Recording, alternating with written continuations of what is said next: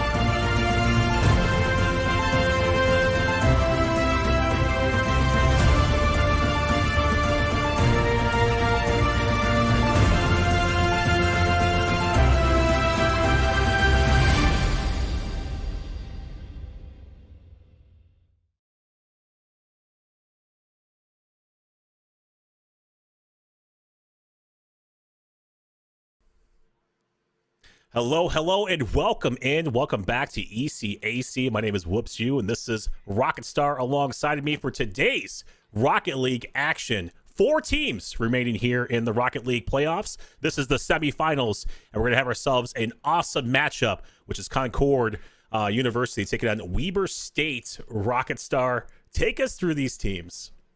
So on Concord, you got Pancake, who let us know that he did win, or his team did win, ECAC last semester. So this is actually the team to probably look out for. They've got Coast Helix and ET home. Nice squad. Definitely play solid together. We got Weber State, not Weber, Weber, as we learned. Yeah, get it right. Put some respect on it. We've got Zest, Under, and we've got Rivers. And, just a cool thing about this team is Under, you'll notice that he has rockets engaged. and he's actually engaged to be married in a few months. So that's actually pretty cool. That's probably the most competitive thing that they actually were able to let me know before we went live today. But either way, most teams, you know how it is. They're super competitive and they don't usually hype themselves up too much. But either way, I think it will be a good match overall. Yeah, the relationship, the Rockets engaged, a little bit intimidating on the pitch, but it's not going to come down to relationships essentially outside the field. It's going to be the best relationship here on the field. Which team is going to be the best team? That's who's going to move on to the finals here in the ECAC. So, I mean, we're going to have ourselves, I think, an unpredictable matchup. Neither one of us, I think, can kind of conclude who's going to win this one. We're both on the fence. We're both kind of weaving in and out, but I'm going to kind of go with you as we hop into game number 1 right here. Best of 7, by the way. Rocket Star, who are you picking for this matchup? I'm just going to go with Concord.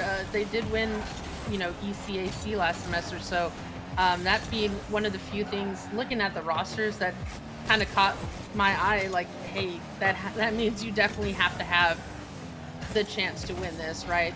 Looking at the actual breakdown of the rosters, though, Pancake is a GC3, and he's alongside 2 SSLs. On the other side, you got Rivers, who's a GC3. Everyone else is SSL. So again, this should be a very, very even match. Yeah, regardless of the fact, we have ourselves, like I said, a best of 7 matchup. Hopefully we go the distance. Pancake fires a shot. What a save from Rivers as well on the back end. I was going to say that's the first opening shot, I believe, for Weber, but we had some offensive action as well on the opposite end of the pitch. So a huge monster stage to start this one off.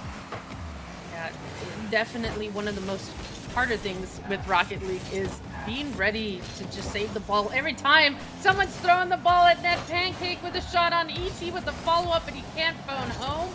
Every time he is shooting that thing on net, it's instantly cleared. Zest really leading the charge on those saves.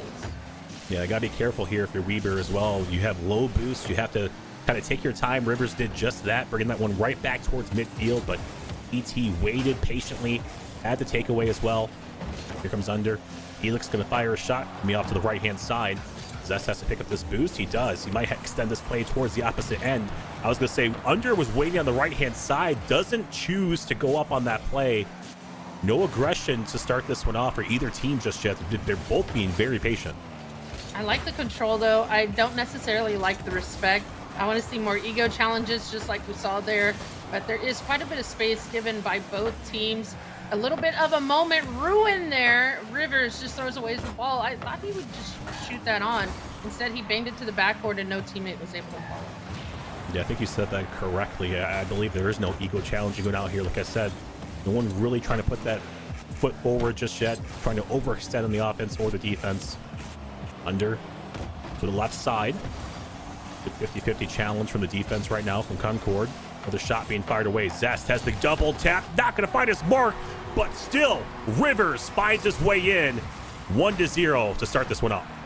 Zest with a beautiful bang, and it looked like Zest's touch was actually going to be on. So I think that's why EC and everyone went up for that, but Rivers was there, thankfully, to complete it. And I just think whenever we look at how attacks are happening at the net, you got to be careful on both sides. Although we've seen really good shot attempts from both sides, Weaver was able to connect there because everybody was present for that. And that's something we're missing right now on the side of CU. And I'm hoping to see them step it up a little bit more connect-wise. Almost 2 minutes remaining in this matchup. Game number 1. Rivers trying to connect with his teammate in that situation. Pancake right back towards midfield. Helix, good solid attempt, a good shot as well. Zest easily read. Right back towards midfield we go. The transition on the offensive end. Under trying to get the second touch. No boost to work with. Going to try to reset this offense. Still keeping the pressure onto the backs of Concord so far. And that's what we've been seeing so far, I believe, in the first early matchup. It's just been, Weber taking their time, being very patient. Taking it back towards midfield and trying to reload as well. Here comes another shot from Under. And he popped away towards the right-hand side. Helix, he has daylight. He might extend this one. He does. And there's the equalizer. Concord, wow, with a shocking play. ET, nice tap to Helix. Helix gets it past Zest. And Helix just has an open net. You gotta wonder, where was Weber at? They were so pushed up. They gave no respect to Concord, and it really crushed them on defense.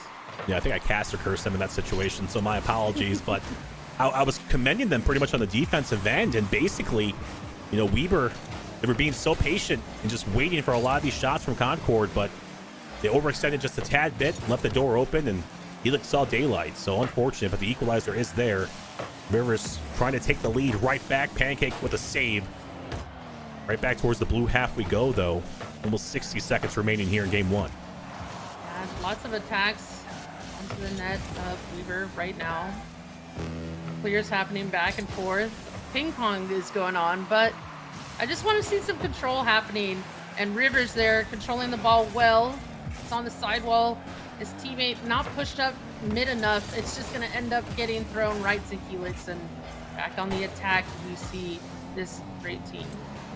Yeah, I think Rivers didn't really have a lot of boosts when he was stuck in the corner, and he didn't want to really overextend or maybe call some help in. Under was there. He was the closest one to the point of attack, but didn't really have a comfortable angle to kind of approach that situation. So don't really blame Weaver, but at the same time, if you don't really have boost, you got to kind of call somebody else into that situation. 20 seconds left. Rivers from the sidewall. Nice juke to the right side. Trying to hook up with Under. The net's open. Oh! Pancake in the upper 90. The denial. Looking at a possible overtime now. Final seconds ticking away. There goes Rivers. Still driving this one downfield. The second touch off the backboard. Zess is denied by ET. And this was going to hit the ground. We see overtime in game one. I really thought we would have seen the end of this in regulation. I mean, it definitely should have been a game win, but Helix looks to go up high with it. Oh! ET is there, and he's able to put it on. I can't believe it. Just off kickoff, we have a goal and a dub taken already. So quick is this ending for overtime. Oh, that's such a heartbreaker. Zest was there to kind of, you know, pop that one away, but unfortunately just finds its way in, and off of the pass right there from Helix as well, just ultimately rolls in. Concord take game number one. ET walking away with the goal, and then Helix walking away with the goal as well. But I think, you know, Weber, they were just kind of pushed against the ropes there towards the tail end of this matchup, and, you know, Concord took advantage of it. Yeah, unfortunately, it was kind of criminal the way Weber gave a lot of respect to Concord. There was no ego challenging. There was no just getting in their face. There was no boost stealing. Again, lots of respect being given to them, and they took full advantage. They only did win by one goal, but it does tell you, like, they knew when to take advantage. They knew when they had clear opportunities, and they just seized all of them. I want to point out quickly, ET 6 saves in that first game. On top of that, you want to think back to that save right before the overtime. Pancake dove at the net heroically to get that final save as well right there for Concord. On top of that, on the flip side of the coin, you got Zest with 3 saves as well. So Weber, you know, they had this game, in my personal opinion. They had this game number one. They had a ton of pressure. They controlled the ball. They controlled the pace of play. They just have to find a way to get around the defenders of Concord. Yeah, and it really, when we look at the defense on Concord's side, it was Pancake getting all those saves. It was ET. Everybody made a good effort on it. But again, what I want to see here in game two is I want to see physicality, and I want to see lots and lots of lot more shots. Really, we saw in total probably about 10 shots. I think we should see 20. I mean, the way the ball was just being thrown back and forth, you think it'd be thrown at the net. Speaking of, there's ET trying to be the one to put it on target first, but he can't get it. Yeah, I wanted to see somebody there from Concord, maybe on the offensive end. ET had a great solo play, but somebody has to be there on that back post in case he misses it, in case he runs out of boost, whatever it may be, to put that shot right back in. Starting off with a goal early on would have been huge for Concord, especially after winning that game number one in OT the way that they did. So right back to the passiveness, I want to say, from both of these teams. But, you know, this is the home stretch right here. Whoever wins this goes to the finals. So I understand why they're starting to play a little bit more passive in this situation. Huge save from Rivers. Helix with a great read. We start to see some real finessing there by Concord. They're finding their rhythm. ET on the sidewall, taking it slow, gets bumped. Rivers is there, though, to the backboard with a redirect. It's going to get denied. Helix being the interceptor there. Fortunate if you're a Concord fan. If not, then it's definitely what you don't want to see if you're a Weber fan. Back towards the back wall of the orange half we go. Under. Plenty of boost, trying to go for the ground pinch. Would be denied by Pancake, I believe. ET being patient. Rivers with the overtake. Have a little bit of an opportunity right here. Double touch. Oh. Nice pass down to Zest. Not going to find it smart. Helix snuffs that one out. Under towards the sidewall. Helix off the backboard. This is going to be easy save, but a demolition, I believe, onto the back end. Actually, nobody getting demoed. Just, I think somebody got bumped towards the other end of the field, whatever it may be. But still a slight window of opportunity, and Weaver does not take advantage of that one. No, but we've seen a lot of athleticism, virtually anyway. When it comes to how Helix takes control of the ball, he definitely needs to be somebody they need to watch out for every time they go for shots, or sorry, every time they are on defense. It's really Helix from Concord leading the way on shot attempts, and I'd say it's definitely under if you're looking at the Weaver side. But either way, they're having all the space in the world still. Look at look at this center. Everybody's so far away from these centers. Yeah. And the fact that second man doesn't want to go in for the kill, doesn't want to go in for the shot is mind-blowing sometimes. Like, another great example there. Zest not in position to throw that in. I'm a little bit confused on what's happening on both sides. Yeah, I think the supersonic legends of the teams, and that's Helix and ET over on the Concord side, and of course you got, like we said, Zest and Under on the Weaver side of the pitch. They're just kind of trying to go off with some solo plays, and it's not really been, they haven't really tried or tested really the team plays, the team chemistry just yet. We talked about going into this matchup, it's going to be whoever has the best team chemistry is going to pretty much win this matchup. And so far, we really haven't seen the team connecting plays just yet. We've just seen a couple of pop-off individual plays so far. So still 0-0, minute and 45 seconds left here in game two. Weber, Concord still hunting for this first goal. A waterfall pass downwards. Good job by Under right there, recognizing that one was just lingering and pretty much just sets Pancake up for a goal, but pops it off to the right-hand side instead. In this corner, Zest with the center. Rivers is up for it. He's going to get the shot, but everybody was in the net there. He couldn't get it on target. Zest with a good clear. ET is there. It's going to get cut off instantly by Under, who's waiting patiently for this.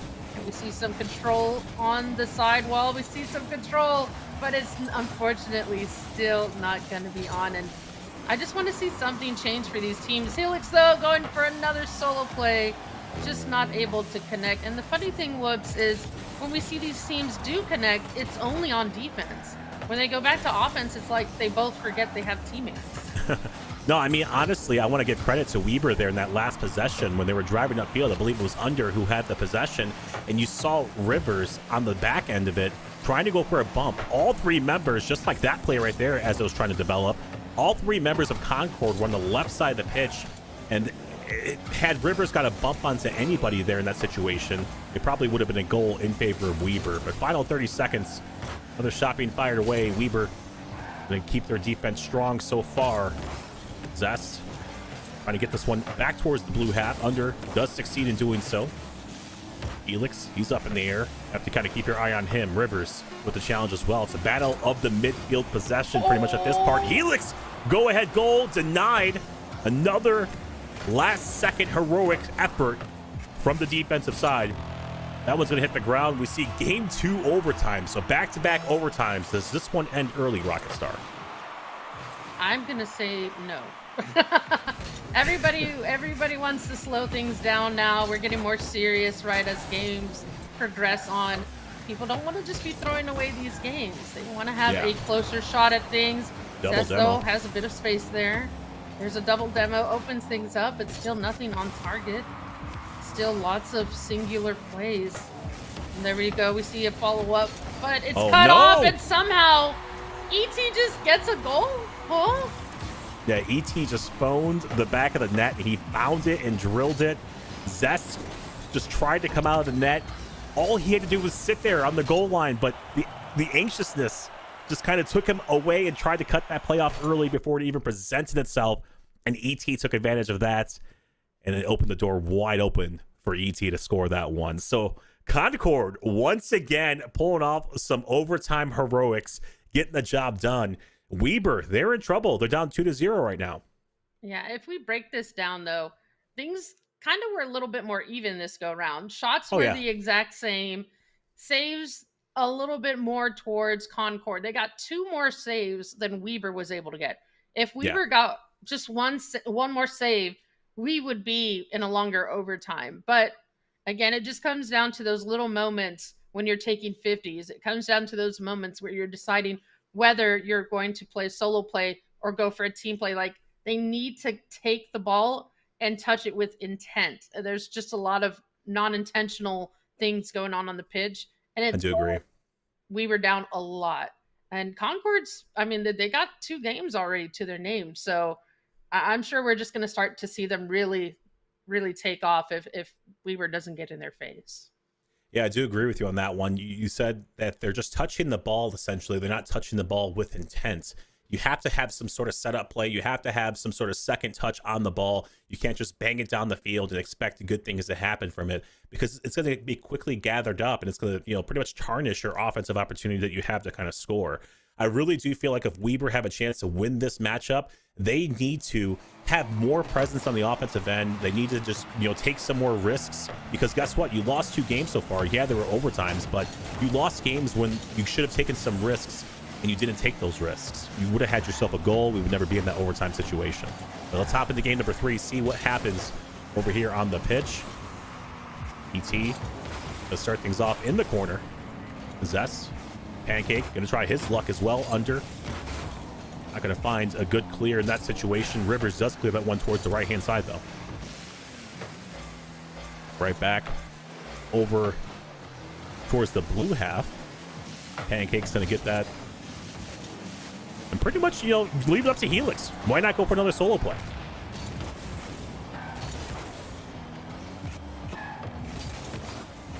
Four minutes and 10 here in this game number 3. Helix going right back to work. Good first touch. The second touch off of the ceiling as well. Saving that flip. 50-50 from around the corner as well from Rivers. And I do like what I'm starting to see right here from Weber. You're starting to see maybe the pass-off plays. They're trying to utilize the teammates a little bit more. Helix says, I don't need a team. I'm going to do this myself. It's going to gather this one up, pop it off the sidewall, get one soft touch, and that's the control we were talking about. Have a purpose behind and have a thought process behind some of these offensive plays, and they'll lead to good success. But Concord starting things off in the lead here in game number 3. And this is exactly what we wanted to see from Weber, not from Concord. Concord pretty much has had the success this whole entire matchup. Under, a little bit battered and bruised. Helix still just staying with the play, and I'm so impressed by his just solo performance and his ability just to kind of keep possession of the ball. There goes under. It's demoed by Helix once again. ET, soft flick. Rivers, nobody home there on the defensive end as well. I think under recognized it, pushed up. Defense hustles back though from Concord. About 3 minutes remaining here in game number 3. Zest, I was gonna say, has to try to play that one very slow, very patient. ET off the backboard, solid pass onto Pancake.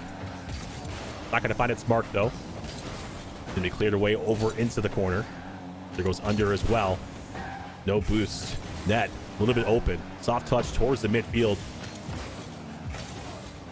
Patience right now from Weber had to be spot on. The boost was lacking. They couldn't really do much with some of these plays. Helix trying to test his luck once again. Denied by the defense so far. Only 1 goal. Can't really panic just yet if you're Weber. Pancake up in the air. Soft touch. No double. Helix still keeps the pressure on, though. And check the boost meters in the bottom right-hand corner. Slowly but surely, Concord's just draining those resources. Trying to open up the door for some opportunities on the offensive end. So Weber need to desperately get it clear here. As Helix once again goes to the sky. Second touch over to the left-hand side. Gonna be denied by Rivers, I believe. And Weber, they're in trouble. They desperately need a clear. On top of that, they need a goal to tie this game up. Maybe force an overtime. We haven't seen a goal from them since game number 1. Pancake open net. Kind of. Zest was there just trying to put his hand up and does just enough. So far, Concord have just been in control of this game. Helix, once again, trying to pop off with a solo play.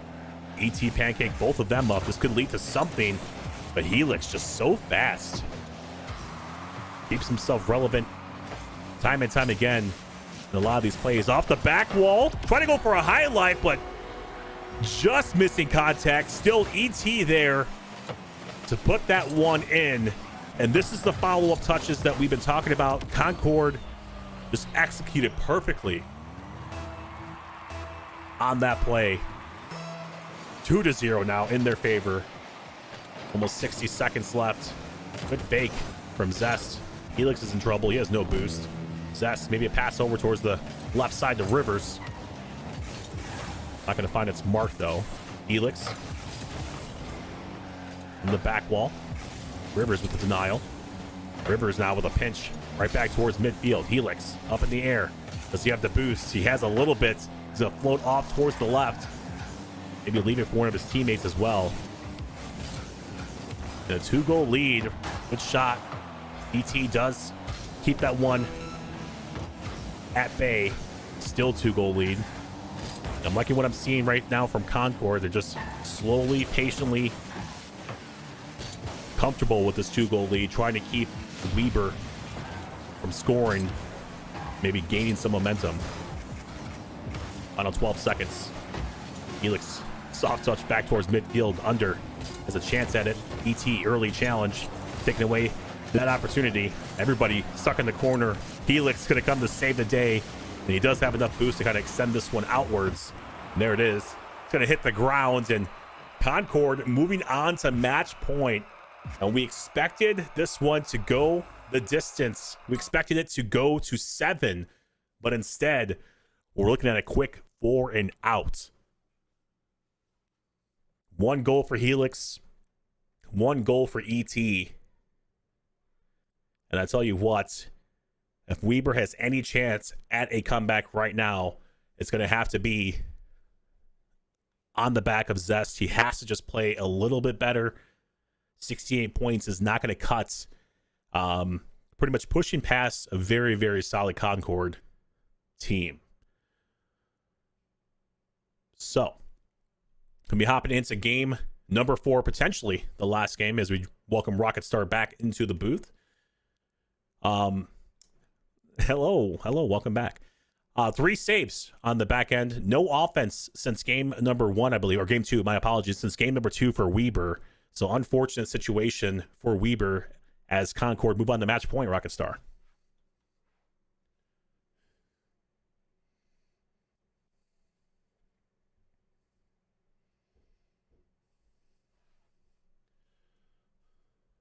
Isn't always the best experience for Rocket League, but I do apologize, everyone. Again, some technical difficulties, but some really great performance out there. I am hoping to see some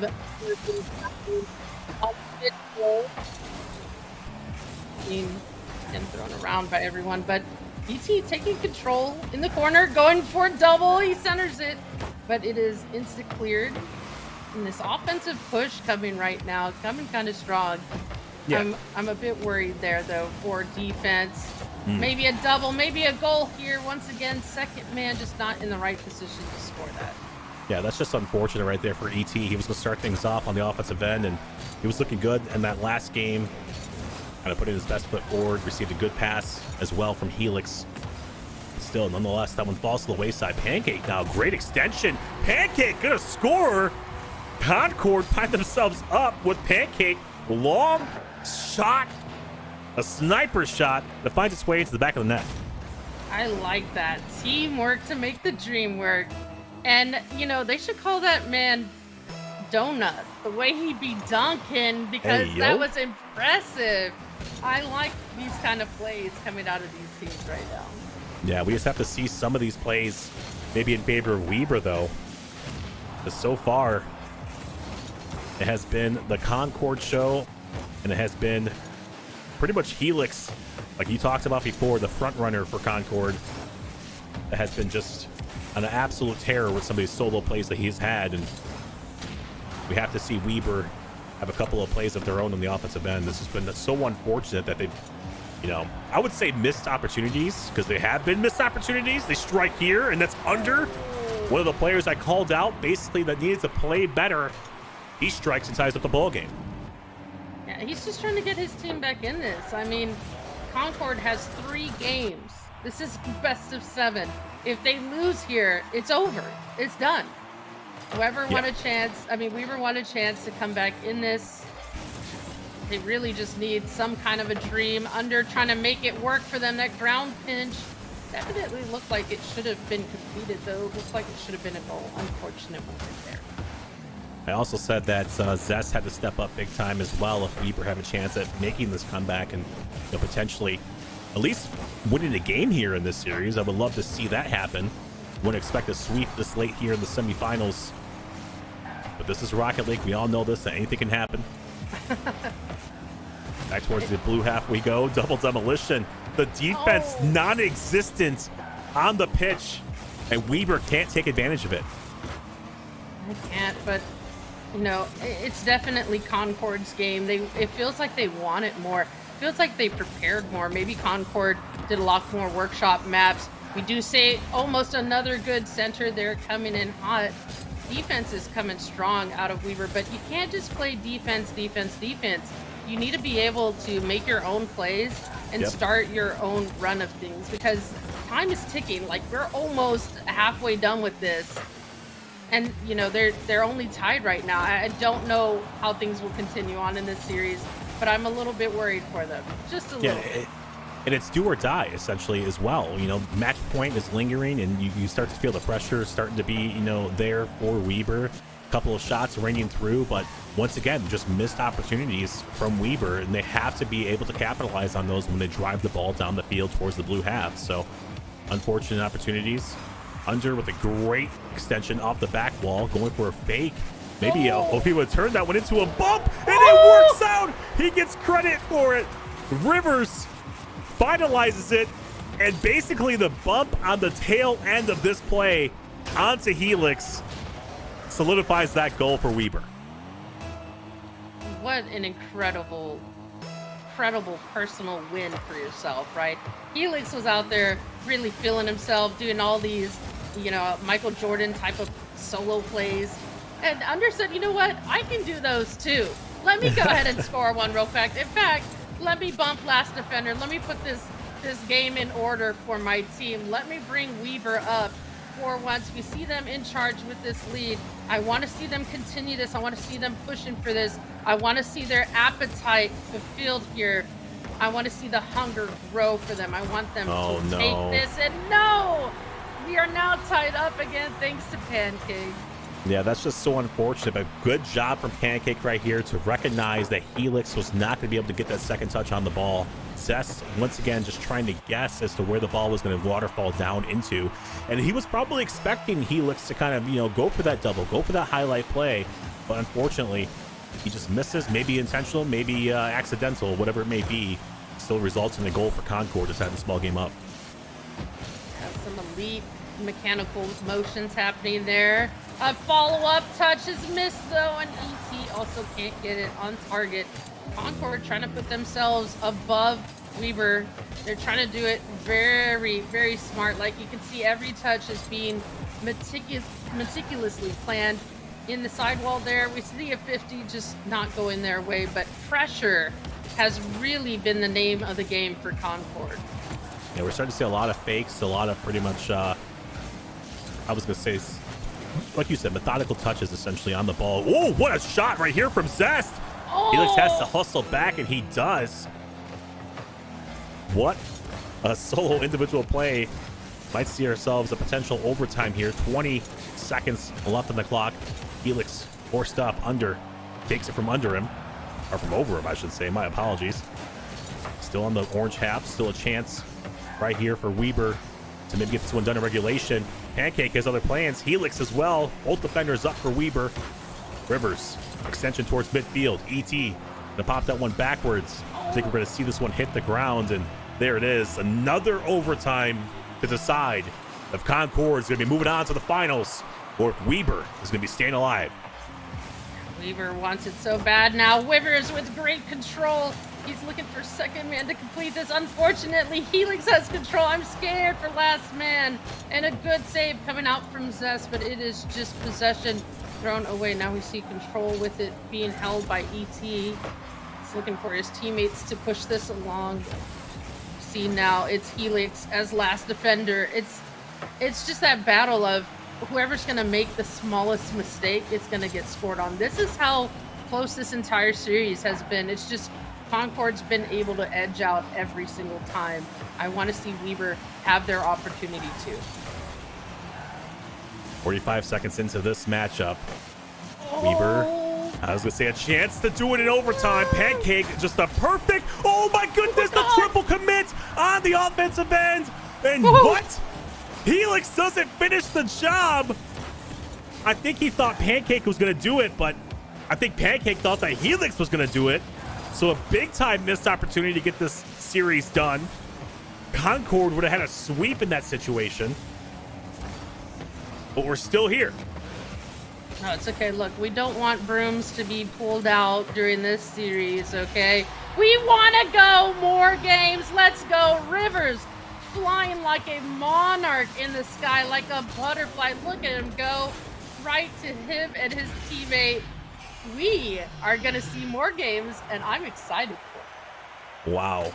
Is all I have to say is wow. Hats off. Hats off to Weber for, you know, extending the series.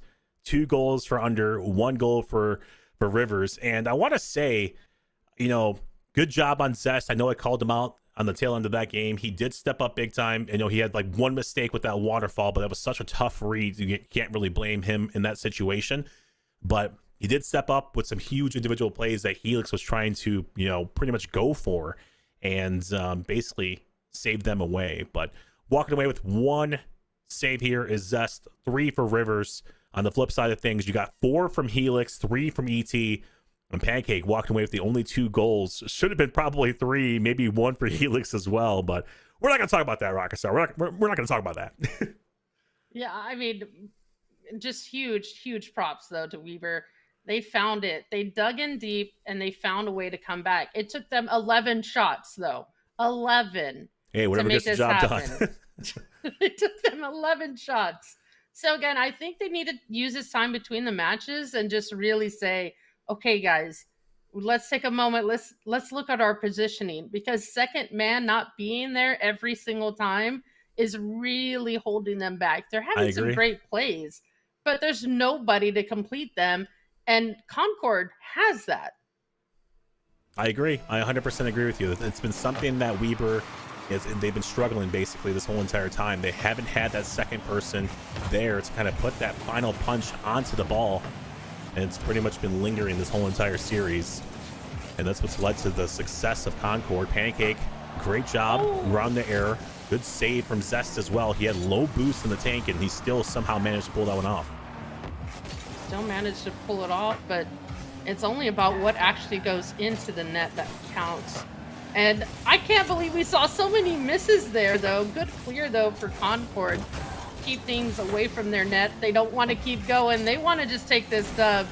And you can see everybody's firing on all cylinders. Look at the time they're taking to take these 50s to make sure they win them. They just don't want to continue on. And the shots continue to come out for Concord. I mean, still, though, right back to, I was going to say, some of the passiveness from Weber. As I say that, Under kind of proves me wrong. Good takeaway right here from Helix. Into the corner we go. ET's up in the air.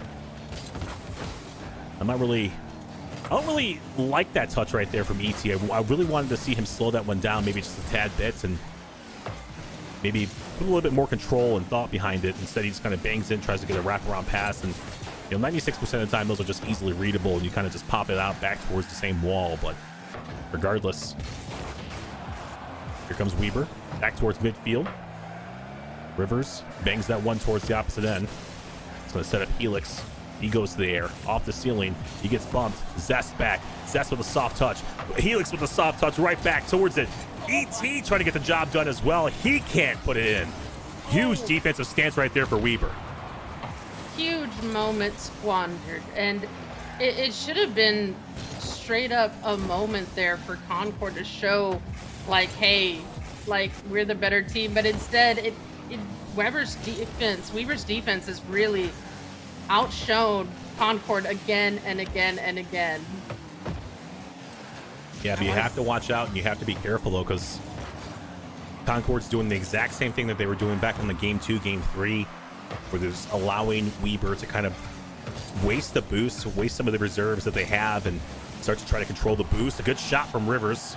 That one's not going to find its way in. Under, he's still up in the air, trying to get the job. Helix did put a hand up on it and kind of popped it off the backboard. Off to the defensive side we go for Weber. A huge shot from Pancake. Going to be denied by Zest, though. That one's going to ricochet off the ceiling as well. Pancake, soft touch into the corner. We have two members right there, and Rivers just takes away the opportunity. Weber continues to impress me with their defense. They remind me of Dikembe Mutombo, Rockets time frame. I mean, he's just all no over here, over there. And it's really frustrating if you're a Concord player trying to go against this defense. If you can't put something on, even every simple shot is just being instant denied. And I think all that mental game finally got to Concord. Weber able to find themselves ahead. Yeah, and it's Rivers as well on the offensive end to score that one. We were talking about under, and we were talking about, pretty much the offense that Concord has had. We haven't really had a chance to call out Rivers' name, so he strikes first, and on top of that, gives Weber the lead early on. And I think this might be the first time I think that Weber has had the lead. I think maybe even thinking back to game number 1, that was the only time they actually scored that first goal. So hats off to them once again for fighting to stay alive. I want to point out that Zest has 4 saves already in this matchup, and he also has control of the ball. And try to pass that one back to under. Not going to work out. Helix, a little bit awkward. Rivers went for the 50. Not going to find its way. Pancake now. Going to try to test his luck. And under does keep them out and keep them at bay as well. Approaching the 60-second mark here, Rocket Star.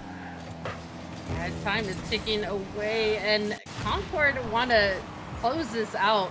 But Weber has really shown the passion, the drive to bring themselves back in this. They continue to turn the pressure on its heel, but they still can't get anything converted there. And we just now see it back in the hands of Concord. Yeah, 40 seconds remaining. Battle of the midfield has commenced. This ball just volleys back and forth, and every team just tries to fight every single inch. But you have to watch to the boost meters, like I said before. Good musty coming from Zest as well, going for the flip reset. The Helix, he challenged that one early. Off the backboard, Helix, soft shot. ET, he's going to find another one to tie this ball game up. I cannot believe it has happened again. Concord are going to try to force overtime. I mean, that's where they excel. They really, really do well with rice cooker situations. High pressure is their game. And Concord, I mean, if they continue to play their game, they might be able to just run away with this one. But you see 50s happening left and right. Weber making some good decisions here to keep Concord away from their net. Some control here by Zest. Some nice wall dashes happening as well. But we still end up going into overtime. I think this is, game 5 already at this point, and I think 4 of them have been overtimes.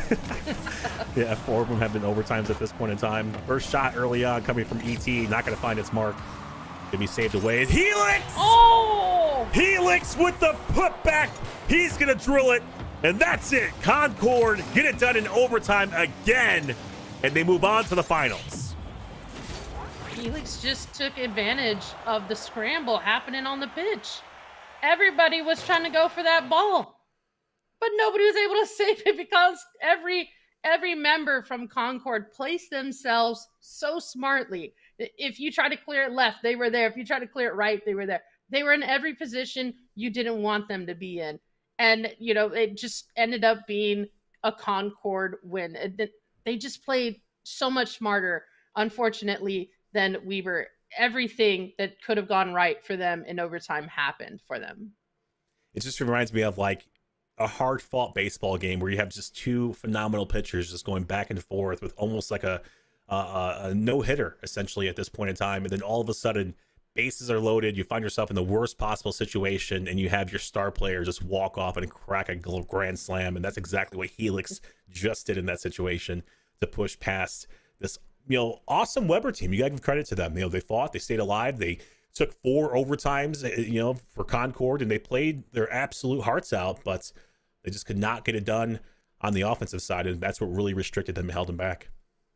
Yeah, and I think one thing that, we should have asked the players before we watched the gameplay is what MMR are the SSLs? Because we might have had some high SSLs and some low and some mid, you never just know. But it did seem like there was a bit of speed difference in some of the SSLs, and that's probably what ended up edging things out. If I had Jeter on my team, I would hope that I'd win the baseball game.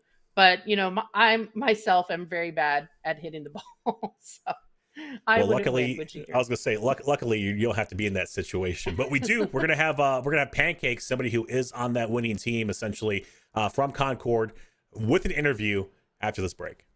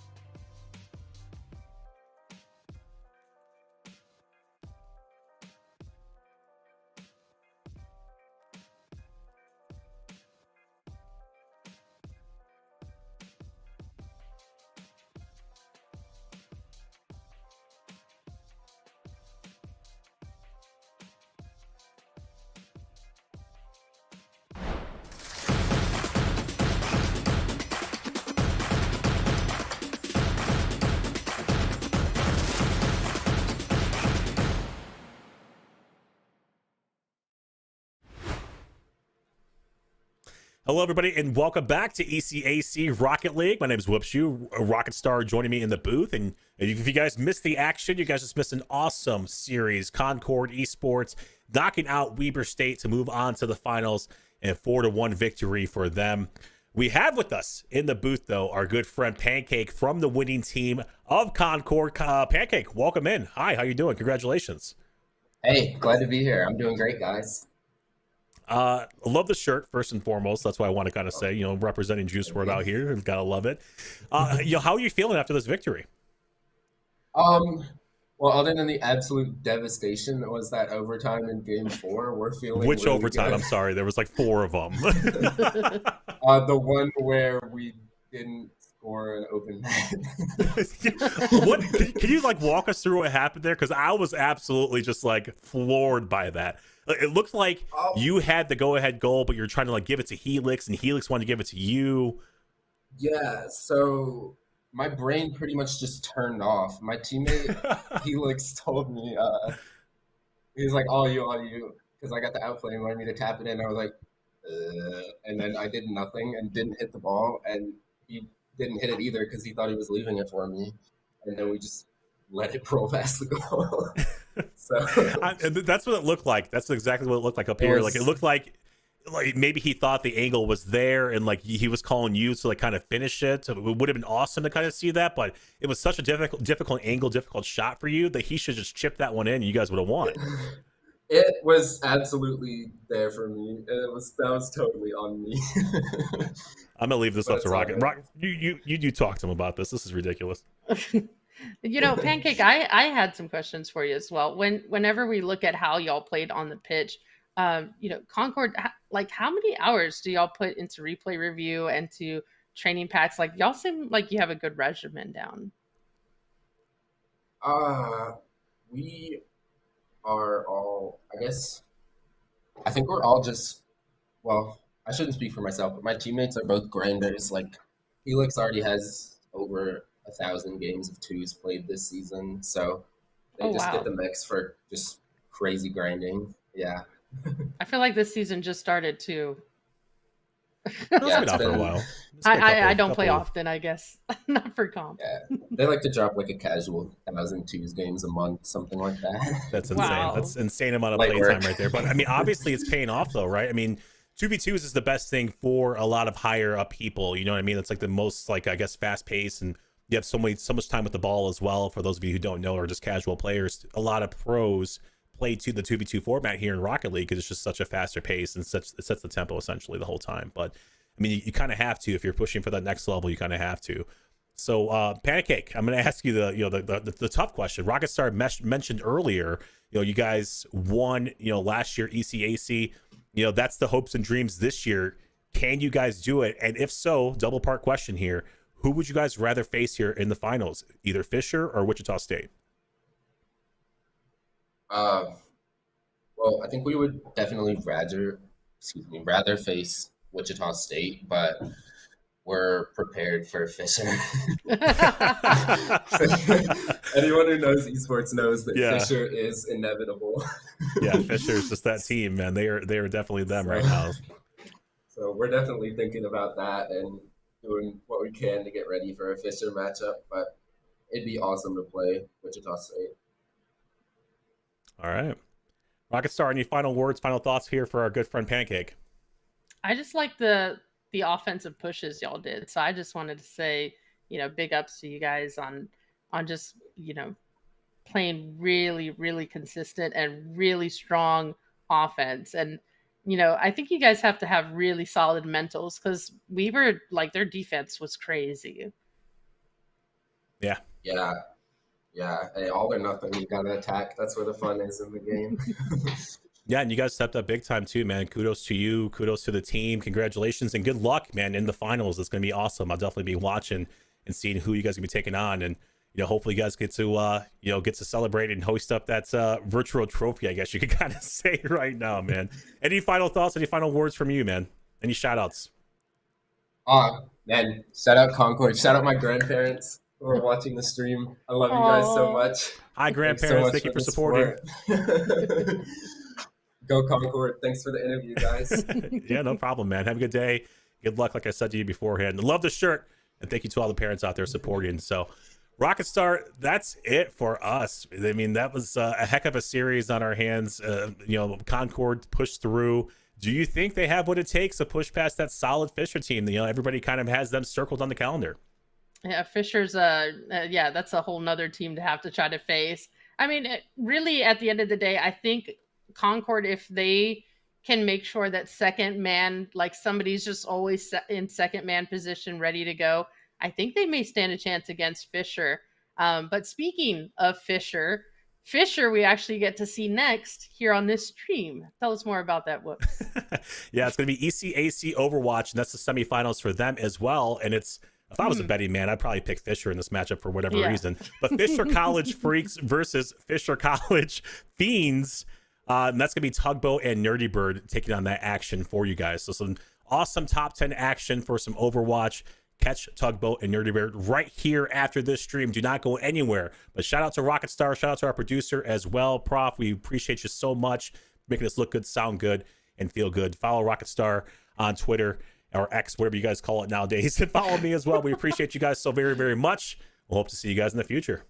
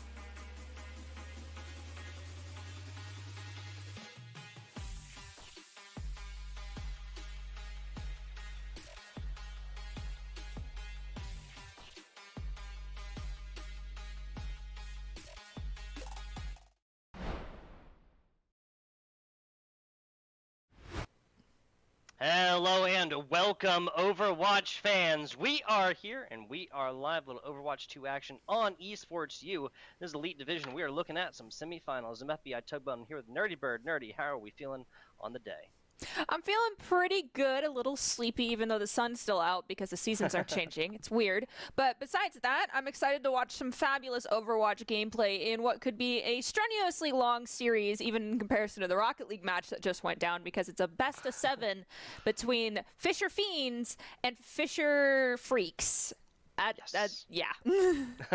Yes, the Freaks and the Fiends doing battle here on the virtual battlefield here within Overwatch 2. Yes, both of these teams looking pretty fine throughout the regular season, Nerdy, finishing out with the exact same actual overall win-loss when you're talking about matches, as well as when you're talking about maps. Both of these teams 3-0'd everybody through the regular season, and both of them took an unfortunate forfeit loss. Obviously, the players here on both teams, collegiate students and one way, shape, or form, right? They're pursuing their higher education. Sometimes there are simply higher and more important priorities. Yes, grades definitely need to come first, and also if you're sick, it's best not to try and play video games while sick because you should be focusing on your health. Work-life balance is important, even though most of us here in production have zero of it. With that being said, our first map is going to be Lijiang Tower. What are your thoughts on it as we boot into, it looks like, Garden? Yes, here initially, taking a look at a couple of these tank lineups. I'm not sure if we'll see this all the way through. A little Doomfist action here for Freaks. Fine, looking down the barrel of a Winston here. I think both of these are going to go for plays out middle. Yeah, start our finally.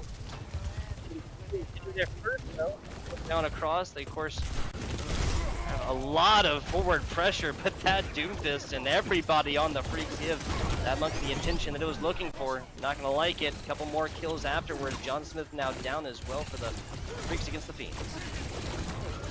It's Tracer against the Echo. Echo dangerously low, pulls out the beam, ends up getting eliminated. Love pushing too far forward, will find the end of a Tesla cannon from Winston. Aviani as well. They overstayed their welcome, taking the space. They did get the cap, but it's going to be quickly flipped over. Tracer's recall has been forced out from the Fiends. Now we got Winston pressing onwards, trying to get Skier, but has to disengage instead and get healed up from their Lucio and their Kiriko. Moira now pushing forward, undeterred, uses the fade. That's a trap opportunity. Still, though, I was thinking Freaks were going to lose sight. They have yet to lose it over to the Fiends. Yes, they have. This has been one long, elongated team fight so far. John Smith falling first, and both of these now get us down as well. A back and forth we go.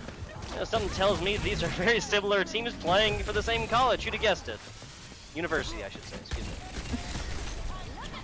There was a trickle onto point as long as possible, but if Avian falls here with the pulse bomb on them, it could be the end of the attempted retake here for the Freaks. It is not. Instead, we're going to use Coalescence for Skier, choosing to do damage over trying to heal up the tank and leaving that to the other support. Ends up working out. Avian will find the punch, eliminate one, and on the slam finds another. Tracer trying to get a foothold onto point for just a little bit longer, along with Kiriko. I don't believe either one will get it, as we also lose Echo for the Fiends.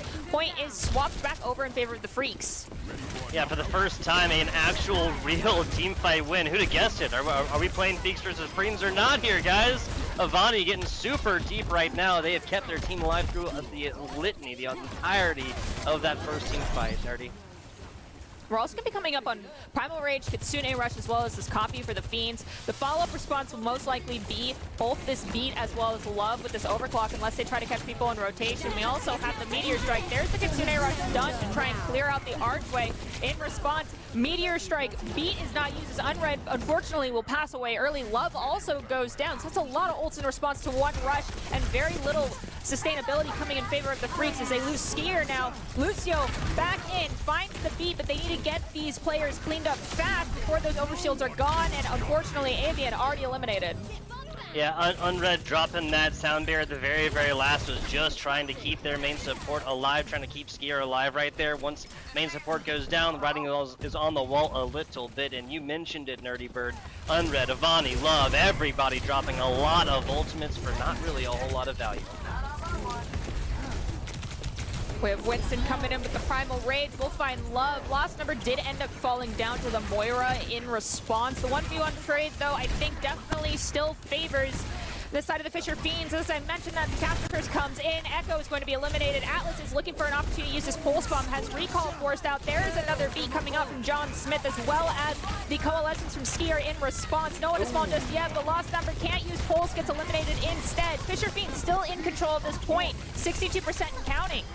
I love what the Fiends have done to just sit on to this point. If you're going to die, might as well do it on point, take a little bit extra, and they have purchased themselves a little bit of wiggle room now. Nerdy, this should be at least one more team fight, with Love taking themselves out first. Avant, what just happened?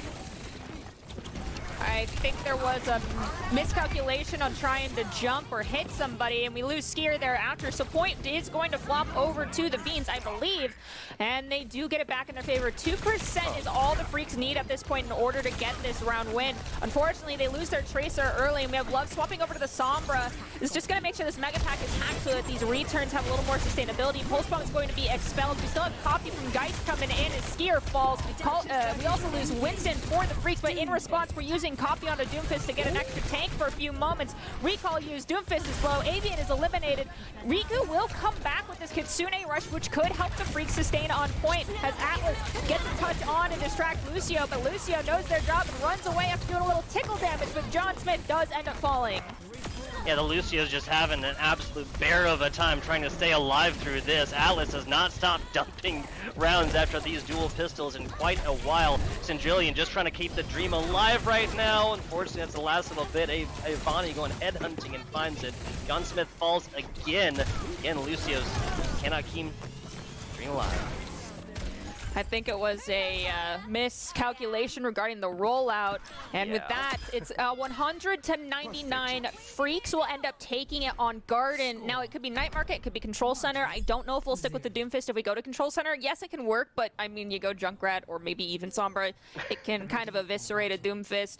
And it looks like we're going to be going over to Night Market instead, and I don't know if we stick with the Winston, but Geist is actually swapping it up to the Cassidy, and Avian in response, considering there was just a little bit of concerns happening on the Doomfist, is actually going to go Roadhog. So I'm curious, will the Fisher Fiends opt to swap over the Lucio in favor of the Ana, or will we stick with the Kiriko Lucio? Because I know Kiriko Ana can be pretty powerful against a Roadhog.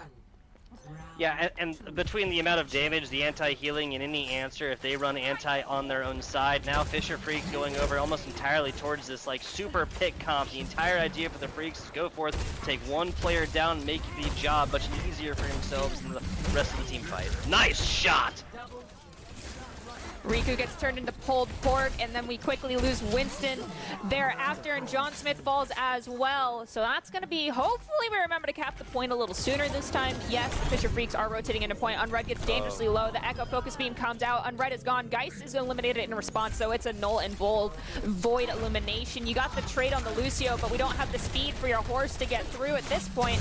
John Smith is there. The Kitsune Rush also comes, well, the Suzu comes out to protect our Orisa. Roadhog gets dangerously low, but is not going to be eliminated. We're taking angles instead. The Sombra takes attention. Lucio takes attention next, so that Roadhog is healthy once again. Yeah, I was wondering how long it would take before the Orisa comes out. Sindrillion playing the tank that is in hands down the best position as of right now.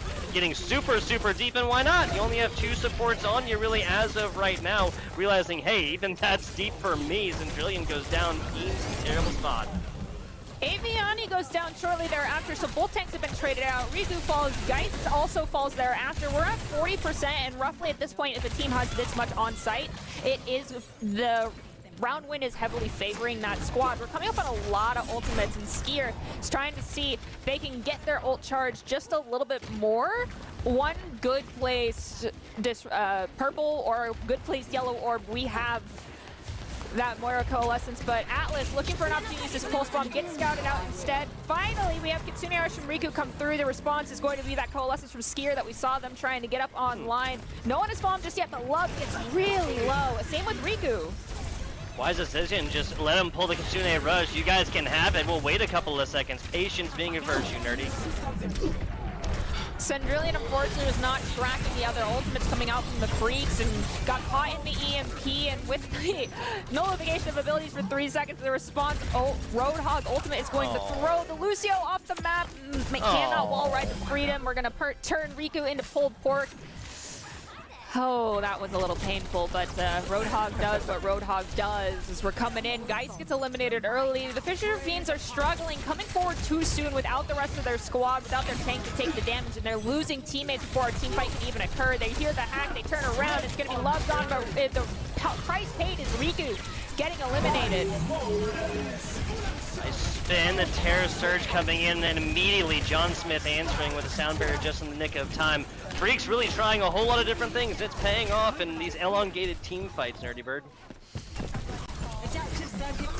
Echo on the flank goes in, gets the copy off, but I'm not sure if it's going to work out in Geist's favor. We lose Atlas for the Fisher Freaks, but there's a coalescence shortly thereafter, chasing after these two people in the back of the map, trying to get this Echo out of the sky.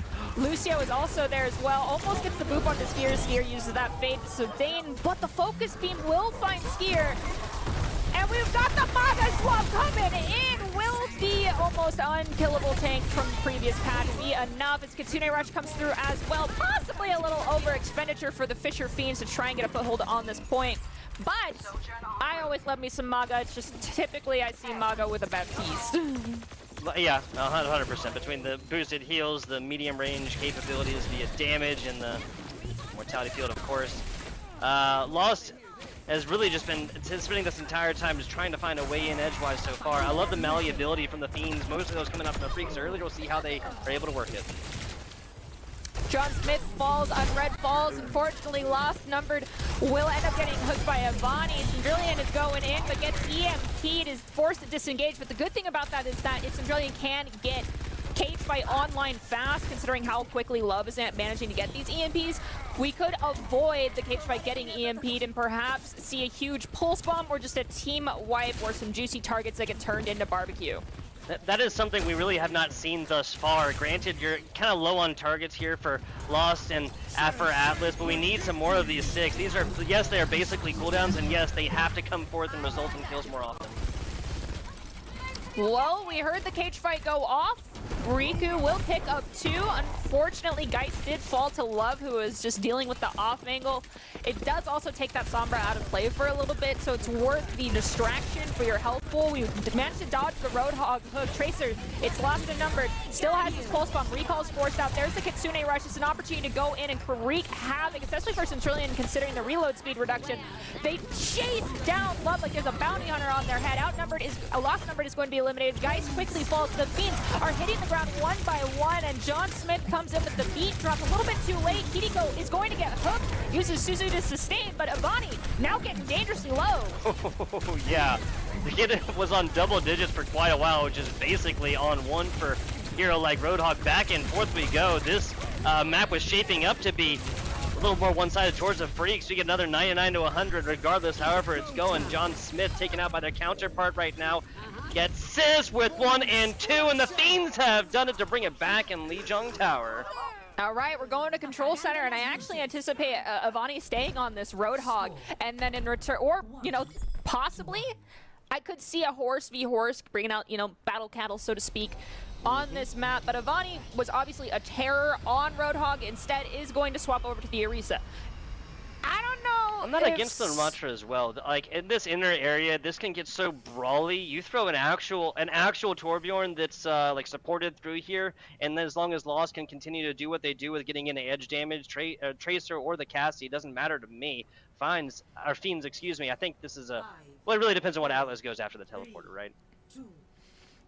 There we go. We've got the Reaper coming in through for the Fiends. They're choosing not to go with the teleporter in this instance, so that is going to allow Avani and company to push up and claim a lot of necessary space for their composition in particular. We see the fortification is going to be forced out, but it's more surround and poke and prod composition for the Fisher Freaks, as opposed to the Fiends, where they need to really rely on the sine wave they create with Ramatra going into Nev in conjunction with that Lucio speed boost.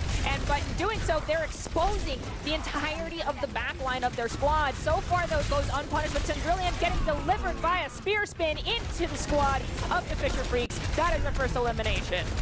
That's the only problem with this Fiends composition right now, right? That there's like literally nothing, nobody to go around and provide any appeal for your supports as well. Yes, it's a nice like rounded area on the inside for John Smith to wall ride on. Yes, Ruka has their step as well, but Atlas has just been doing a fantastic job. They're coming up on their second sticky bomb already. Ram Rush without the opportunity to have someone on a consistent off angle that has a get out of jail free card, i.e., you know, Cassidy roll, or I mean, I guess you can save your overclock as Roadhog to try and, well, overdrive as Torbjorn to try and get out of the way, but the issue is that you rely so heavily on your core, and if you leave the rest of your team exposed like it's supposed to, the spam from the Freaks is just going to unfortunately send you to the Shadow Realm. As we have Tracer going for a risky duel, is able to use recall and get back over onto the platform instead. We've got Coalescence coming online in favor of the Freaks as well as B. This is an opportunity to start getting very bold with our positioning, force out this Nemesis form early, disengage, and come back with the Coalescence. Yep. There it is. We're going to use it to sustain one teammate. Losty numbered is going to get eliminated. John Smith thereafter. Geist is going to manage to escape for a moment, but goes down. That's a full team wipe at the Fiends. That's going to be the first team kill, Bell, that we have gotten of this competition so far, Nerdy Bird. The problem that the Fiends were doing is they just allowed the Freaks to hold this for an extra 10 seconds or so and build up every ultimate there to it. Now, here comes the overclock. Let's see what Love can do. Well, we have B in response. I'm looking...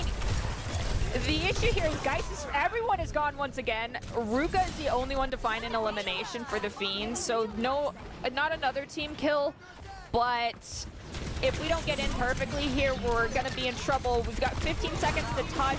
Atlas almost has ult if the Fisher Freaks can buy time, but we're using Molten Core Coalescence to get in. Hopefully we don't have to use any other ultimates beyond this, otherwise the next fight will flip in favor of the Freaks, but this should be the Fiends capping this one. Guys, lost numbered, picking up a couple kills each of them.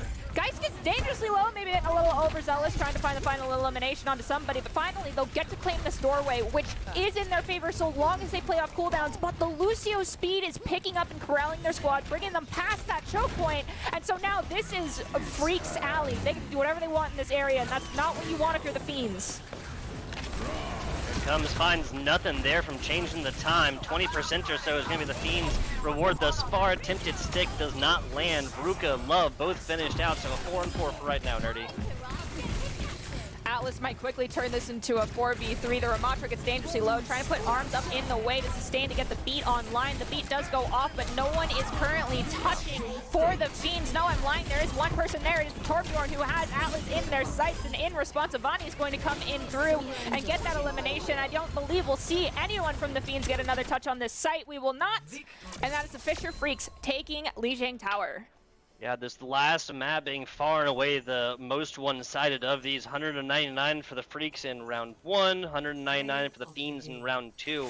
And the Freaks really just put it into overdrive here to take Lijiang Tower, take a mild lead in this best-of-7 series. You're right, it is a mild lead. So, I want to talk about just a little bit of the creativity that we got to see here. Did you anticipate in any way, shape, or form that we would go from Doomfist to Roadhog? Not even a little bit. Not even a little bit. Risa has just been so strong. The Battle Cattle, as you mentioned earlier, it is a stampede once the composition around them can get rolling. And we've seen a lot of it, right? A lot of it has been the Tracer Sojourn so far supported either Kiriko, Lucio, or Lucio Moira. It is a pretty stamped composition thus far. I am genuinely surprised that we had to wait, 2 maps basically to get to it, right? Yeah, I hope that during our next map, which is going to be hybrid, and the Fiends will be the ones to be able to pick that we don't stay on the same comp for too long, because as much as I adore Ram Rush, as many people know, I love Lucio, and Lucio in conjunction with Ramatra, and just, well-placed Vortex in conjunction with Amp Speed and going into Nemesis, it's beautiful. But you cannot do that into Spam. That is a horse that is just going to deliver you into their backline via a spear spin. And honestly, a lot of times, like, I see a horse, especially now in the way that Orisa is currently gifted with being very dominant, it's like, just go horse v horse. And I just really think it was staying on that pseudo Ram Rush too long that ended up being the Achilles heel in this instance. So I hope when we move on to hybrid, which I also hope is not King's Row, we see a little bit more adaptability like we saw during map 2, because that adaptability witnessed on both sides was phenomenal. Yes. The malleability to play a map that has been out since the origins of Overwatch 1, right? But to really meld it to your own and play whatever composition you wanted to, right? The Ram Rush Annihilation's a fantastic ultimate, but it just stands to reason that Orisa's in such a good position as of right now, right? Like, if you really look at what all these tanks do best, like obviously D.Va is kind of in her own category with what she does. Zarya kind of the same story, but any kind of shield tank, for example, right? Why wouldn't you just put a javelin spinning, fortifying Orisa up in front of that? But regardless, I do believe we have confirmation on our next map, Nerdy. Yes, we're going to Eichenwald, and theoretically we could have the horse make a reoccurrence here, but I have also seen a lot more people favoring the Sigma. I think Sigma, especially during the second portion of this map, is very powerful. If your team does not position properly and you get run over on point 1, the only thing that really I think struggles for defensive squads in this instance is what I'm referring to get a foothold and stop the payload during the second phase of during the first official push phase before we get into the castle itself is when they stagger too much to try and get back to the first point or get to high ground. So long as we avoid the staggers, I do think we'll most likely be seeing a Sigma. There is a rare instance where I've seen people playing Zarya on this map. It's not a bad pick by any means, but it really relies on understanding your team's cooldowns. And as I was mentioning what tanks we could theoretically see, we are going to have the Sigma mirror matchup. Now, our flex DPS coming out from both these teams are going to be having issues, is the best way I can put it. Because, I mean, Junkrat, you are the target of the century in this composition. Alari has movement, Baptiste has movement, Sojourn does.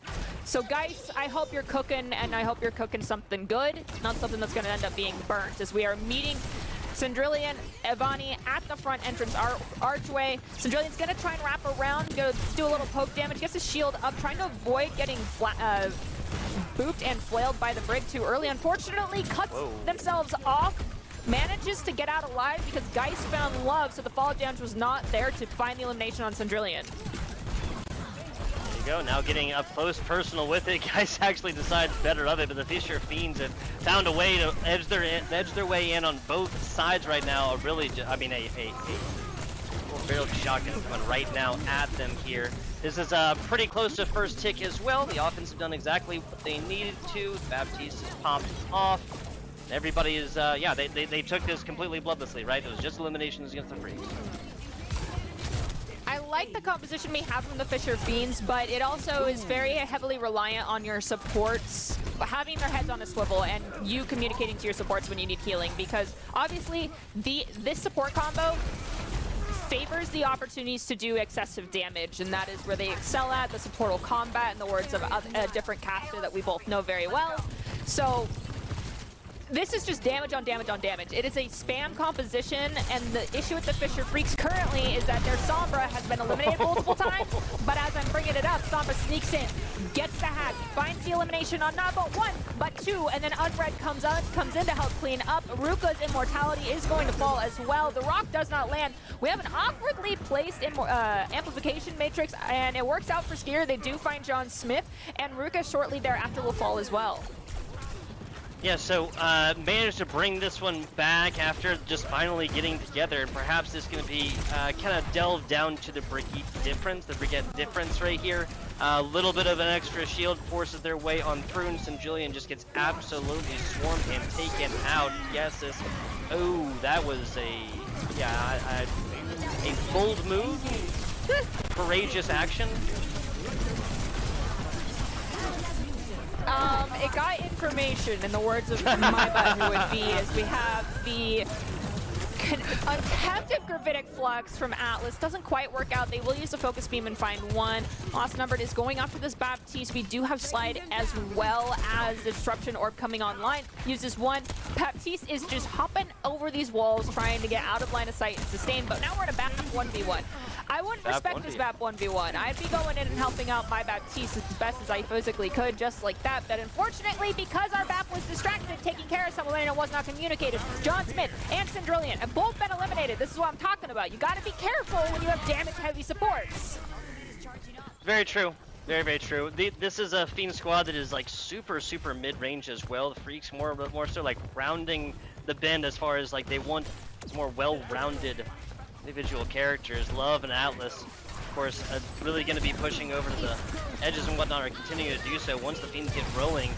Here we go with Lost, and Julian takes down their counterpart as well. The Overclock looking to sing a little bit louder, but Love has got their number. Back and forth we go as Unread now popping their ultimate. Big Rig Shield taken down bottom. Nicely done. Alari harnessing the sun on this one, but the Fiends still going to lose their main support. Okay, so we ended up having Overclock popped, and then it quickly taken care of.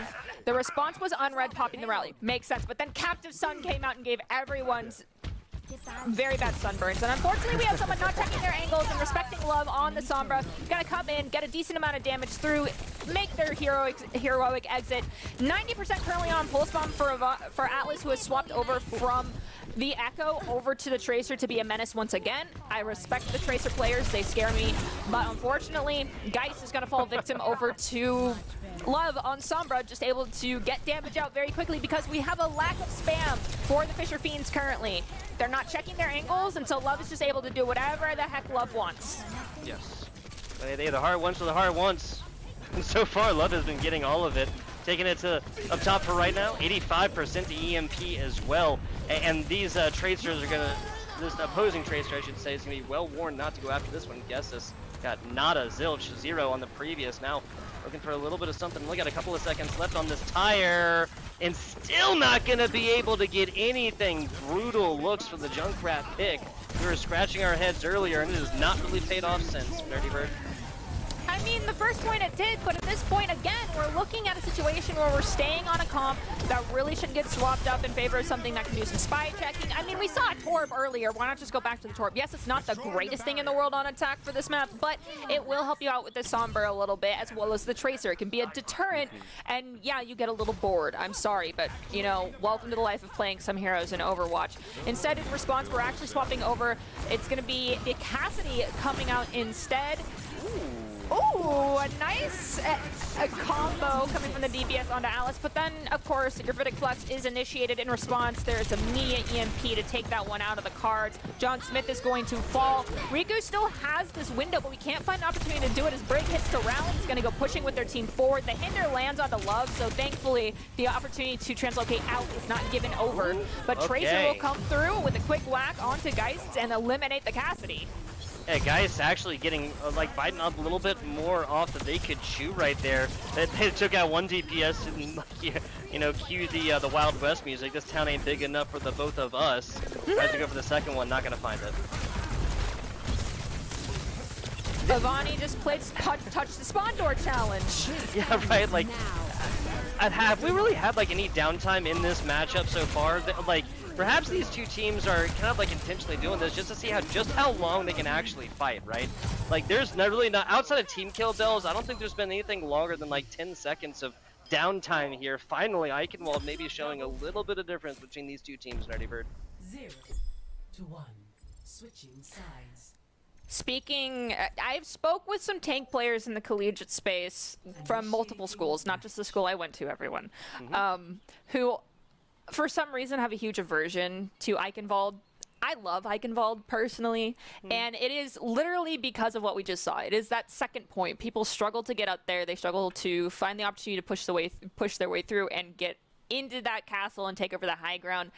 And I think it really boiled down to the fact that because the DPS were able to push so far forward from the Fisher Freaks in that instance, like after elimination, after point was almost 99, they took it on themselves to create space without going into the space that now was claimed by the offensive squad.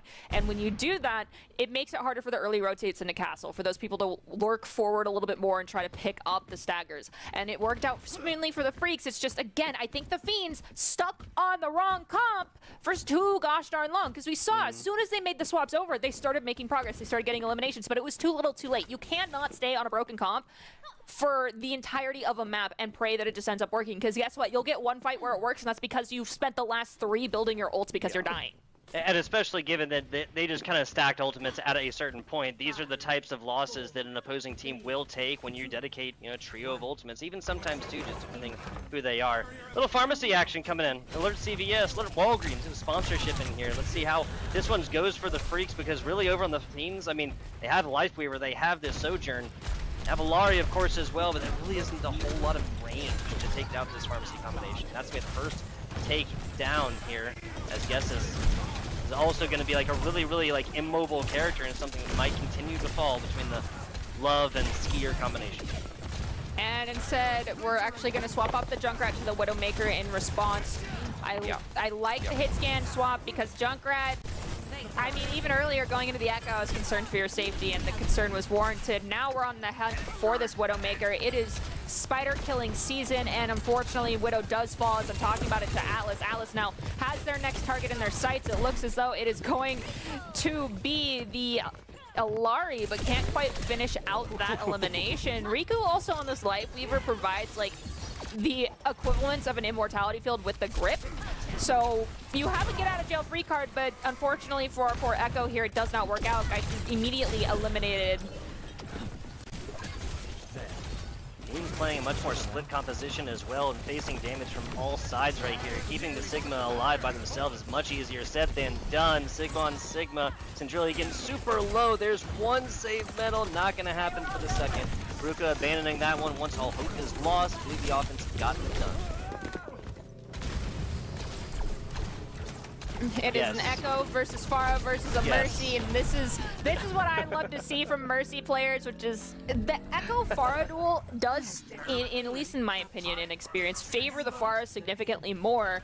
Well, favor the Echo, but if the Mercy is willing to just get off the beam and use the blaster to finish off that Echo taking the off angle, it's beautiful to see. It's a little bit scary, but this Mercy is actually now going to go spawn camp, takes down the Echo, is not worrying about their team, says, I've got my line of sight onto this Lightweaver, forces out the tree. Are we going to end up finding one more elimination, or are you getting two big fear bitches and you have to run away? The answer is yes, but at least you make it out alive. In response, we have the Graphitic Flux come online.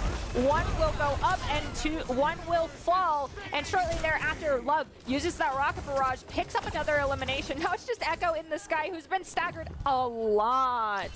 This Echo needs to play back a little bit more, be a little more cautious, because they got picked off in their spawn rotation, which was tragic. Someone should have noticed there was a Mercy coming in. Mercy take, dude. The battle Mercy continues. There is not a mountain which Skier cannot climb. We also have Love swapping over to the Mei. We're going to give Atlas the equivalency of an operator by proccing the amplification matrix. We see Capture Sun used in response, and Atlas falls, but there was no one on the cart. It was C9, and the Fisher Freaks take map number 2. So there's going to be a 1-0 lead within the Icon after opening up first point and then not getting over to second, but a 2-0 lead for the Freaks in this best of 7. Remember, folks, this is the Elite Semifinals playoffs here. Single elimination. Winner of this match will go on to punch their ticket to play against the winner, Illinois Wesleyan Titans and FIU. That's the Panthers. Now, Illinois Wesleyan has not dropped a match, has not dropped a single map so far. So ultimately, I'm not very jealous of the winner, of either of the winners of this matchup here, either Fisher squad, until you start talking about the position, right? The number one position here goes on, punches their ticket to the CECC, little esports action down there in Texas. They do, and as you mentioned, the squads are undefeated, but both these teams are also undefeated, and obviously neither one has played perfectly. We've had maps go back and forth. Yes, ultimately the scoreline is heavily favoring the Fisher Freaks, but in that instance, I also will argue that, again, it's not like they're not getting eliminated. It's not as though they didn't drop a map, at least sub-map earlier. So with that in mind, the gods do bleed, and just because someone has a perfect record doesn't imply that they are the perfect squad. A very good point. Submap. I've always wondered how to categorize the 3 different geographical, locations that do battle there on the various control maps. I think I like submap the best there, Nerdy Bird. Given that there was, again, 199, one way or the other right there. It was a control map, Lijiang Tower, of course. It really went back and forth right here. But map 2, Eichenwald, and to be fair, maybe having a little bit of fun with this, right? There was this member for the Fiends here, kind of playing their own personal hero, kind of feels like. Sometimes I hear that doesn't exactly mix in with the rest of the compositions, and then we saw a very, very courageous ultimate attempt right there, and if it hit, that'd have been like a 3 or maybe even 4K, but obviously does not. Rue 66, regardless, coming up here in just a little bit, Nerdy Bird. Yes, and before we jump into that, I just want to highlight Atlas on this Tracer. 21 eliminations, 5 ultimates, 9 final blows, 6.4k damage on Tracer. I mean, Tracer's a good one, can run a lobby. We've seen it across the board in every single league. This is why I both despise and love Tracers in lobbies, because it's like either you're going to be terrible and you're feeding, or I'm going to be dead off cooldown, and that's what most Tracers in this league make us feel like and make the enemy supports feel like, and definitely Atlas is one of those Tracer players. Now, you mentioned it, Route 66. Tracer, again, still viable. Do I think we're going to roll out on a Junkrat this time? I pray not. Yes, we can hope and we can pray. But back to your point there, the Tracers, I don't think we covered this too much. Folks, if you're wondering, we're looking at like 80% capacity for top 500 players as well. Coaching staff entirely top 500, both of these teams right here. There is a couple of GMs there for the Fisher Fiends. So in other words, GM is the worst skill rank that you get within these 10 players as of right now. Okay, folks, you are looking at some high-level Overwatch. Yeah, it is the worst in these high tier, the 0.05%. Grandmaster 3 and Grandmaster 2 and 1 players that are in existence is the worst that we get. The rest are the 0.001%. Like, holy McNuggets, these players are very good at their craft. I'm excited for Route 66, but this is still a best of 7, so while theoretically, yes, no one is at series point, if the Freaks do take this one, they themselves will be at series point. So right now, the Fiends, their safety net is borderline gone. This is their last opportunity to not be playing basically at the edge of the abyss and saying goodbye to their opportunity to continue through the entirety of this series. Yes, once again, here for the CECC, that's the first place. There are other competitions. As long as the schools are involved on their conferences, they can still punch their ticket, yada yada. Regardless, either of these teams would love to go for it here. Put a fantastic foot forward, take it, push to the finals, take that W, and secure their position. Big Hurdles and Route 66 up here next, Nerdy Bird. Taking a look, compositions. We have seen a whole lot work on here as of recent, but we have to go back to the conversation about Orisa, the Battle Cattle, and just how much she can do. I will lean into the Battle Cattle a little bit. However, I do think if you're trying to hold big Earls, Sigma works great. If you're pushing the cart and you're Orisa, if you're really good at rotations, go for it. You can run the Orisa. I've also seen some very successful D.Va play on this map, even into the Sigma, even into the BAP, the Brig. And it looks as though Avani is going to be rolling out on the Winston, and Syndrillion is going to be rolling out on the Winston as well. That was my next point of talking regarding the tank lineup, and that is you can also run the Winston. From this perspective, though, go ahead, sorry. Look at the Fisher Freaks positioning. Just hanging out on top like they're doing maintenance on top of the sign here, folks. No one's going to see it coming. Nice purple down bottom, but yes, the same value that D.Va gets from these vertical positionings, Winston can get up there as well. It's a fantastic point, Nerdy. Ooh, Junkrat finds an elimination, but takes a flail from Unred, gets eliminated thereafter. Avani is going to find themselves in the spawn room as well. Fisher Fiends taking advantage of the little over-advantageous positioning of the Freaks and able to find early eliminations. But the thing is, taking that first fight on the point does theoretically guarantee that the Freaks will make it back, but the issue comes in trying to control Big Owls, which is your point of contention in a lot of these fights. It's going to be a lot harder now because they gained all this free space. Free space, we will take it. Doesn't come easily in the great game of Overwatch 2, especially when you have players like Atlas just continuously behind you and getting damage in. Now, really aggressive push. The Fiends have done a fantastic job holding it off so far. I gotta think, especially with how Ruka is hitting all of these antis so far, Kiriko's gotta be in their future, right? A Kiriko swap, even a D.Va swap could be in the future as well, but now Junkrat's gonna come in and get put to sleep by Grandma who said it's nap time. I appreciate a Junkrat cosplaying as a Pharah just as much as anybody else, but sometimes you kind of just gotta let sleeping dogs lie and not go for the risky play. As Seeker is getting Tesla Cannon and tickled, the Winston on the drop down. That was a bubble in front of you, unfortunately, Skier, so the sleep won't land. Winston gets dangerously low. Elimination does not come through, and the retake has finally happened for the Fisher Freaks. So they're back on top of Big Owls, but here comes in a nanoed Winston. Ruka falls. Geist will also fall there after a nice little sleep from Skier onto this Winston who does have Primal Rage. Syndrillion chooses not to use it because unfortunately Lost Number and John Smith have both been eliminated. Bonnie about 5% away from this one as the Winston on Winston battle does continue. Love will have to come back for the defense here in just a little bit, but taking a look at the ultimates as of right now, Freaks are winning that battle in every way, shape, or form. Atlas will have their secret bomb here soon.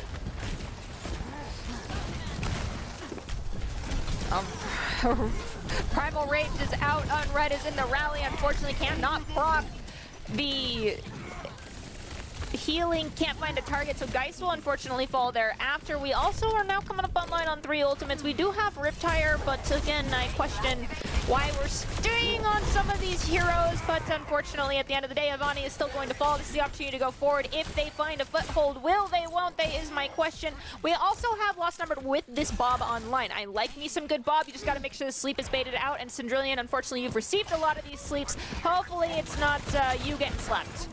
Yeah, I mean, the hacks might come in immediately, but that would depend on Love really, really being on the ball right here. Here it comes. Guess is so low. That's a lot of Fiends members down, and just a tire to try and find something in the thick of nothing. There's one. That's not going to be enough. 60 seconds left for the Fiends offense. Still have Bob online. We're coming up on that nano boost if you're Ruka. There is nothing in the bank for the Fisher Freaks. So theoretically, this one favors the Fiends. Well, they did get very close, but the payload has since fallen back. It's now almost in front of dead center of Big Owls. This is typically where you're sitting at midway through fight 1, fight 2. Instead, Winston is going to risk it for the biscuit. Avani will find Junkrat. Winston went up top, tried to distract the supports, did just that, but Avani will fall because of that distraction. You can't overstay your welcome in the backline. Tracer doing a lot of distracting as well, ends up getting dynamited. Brig is pushing forward, has another Brigitte in their line of sight. Which one will be the victor? Well, right now they're kind of just playing cat and mouse. Winston will come in to help out. We see the sleep come through. Syndrillion, are you going to pop the Primal? Yes, you will. This is last fight territory for your team. You need to keep the space in your control. They find Skier. They're following up onto Unread on this Brigitte. They're going to Primal Rage inside of the coal mine corridor, just trying to continue to push this Brig back. Avani has fallen off of our screens. We got to keep watching Syndrillion because this space created is absolutely quintessential for the squad to win this fight, and it works out. 2 minutes, 30 seconds on the clock for the Fiends to get to the second one. A lot of value there for Syndrillion. It might have been a little bit comical almost watching them chase down this Brig in the way that they were doing it, just chasing down Unread pretty much the entire time, now doing it again off of Unread's respawn here, but this was money all day long. They knew that their teammates would have it, they had to faith, they had to trust within their teammates, and had to just take care of spawners at that point. A little bit of time purchased, and the Fiends are going to enjoy their reward. Winston is going to disengage, come back to the payload, but now looks like Avani has got their line of sight set on. Yep. That was a Goomba Stomp if I have ever seen one. Avani also still has this Primal Rage online. Theoretically, John Smith will get a nice whip shot and prevent it from coming to fruition, but the disengage has already happened. Because we lost a DPS, a 5v4 is never advantageous. But the rest of the Fisher Freaks are claiming a lot of space back, forcing cooldowns early. That ante is actually insane. It will give the opportunity for Winston to go forward with his nano boost with no fear of getting anti. The anti also follow up. Will find John Smith. We see a hack attempted, but Syndrillion makes it out. Love is hot on their tail, trying to find this confirmed elimination, and they will also find that one. The Freaks are now halfway into the previous points. That's going to be mostly a team fight win. Freaks taking out a lot. Avani is super, super low as of right now, and then gets a wayward shot in there. That's Lost in Your Bed, who finds that one here, but the Freaks should be back on the defensive side. A sticky bomb out. Freaks are really only looking at a single EMP, whereas the Fiends are staring down a barrel of 5 of them.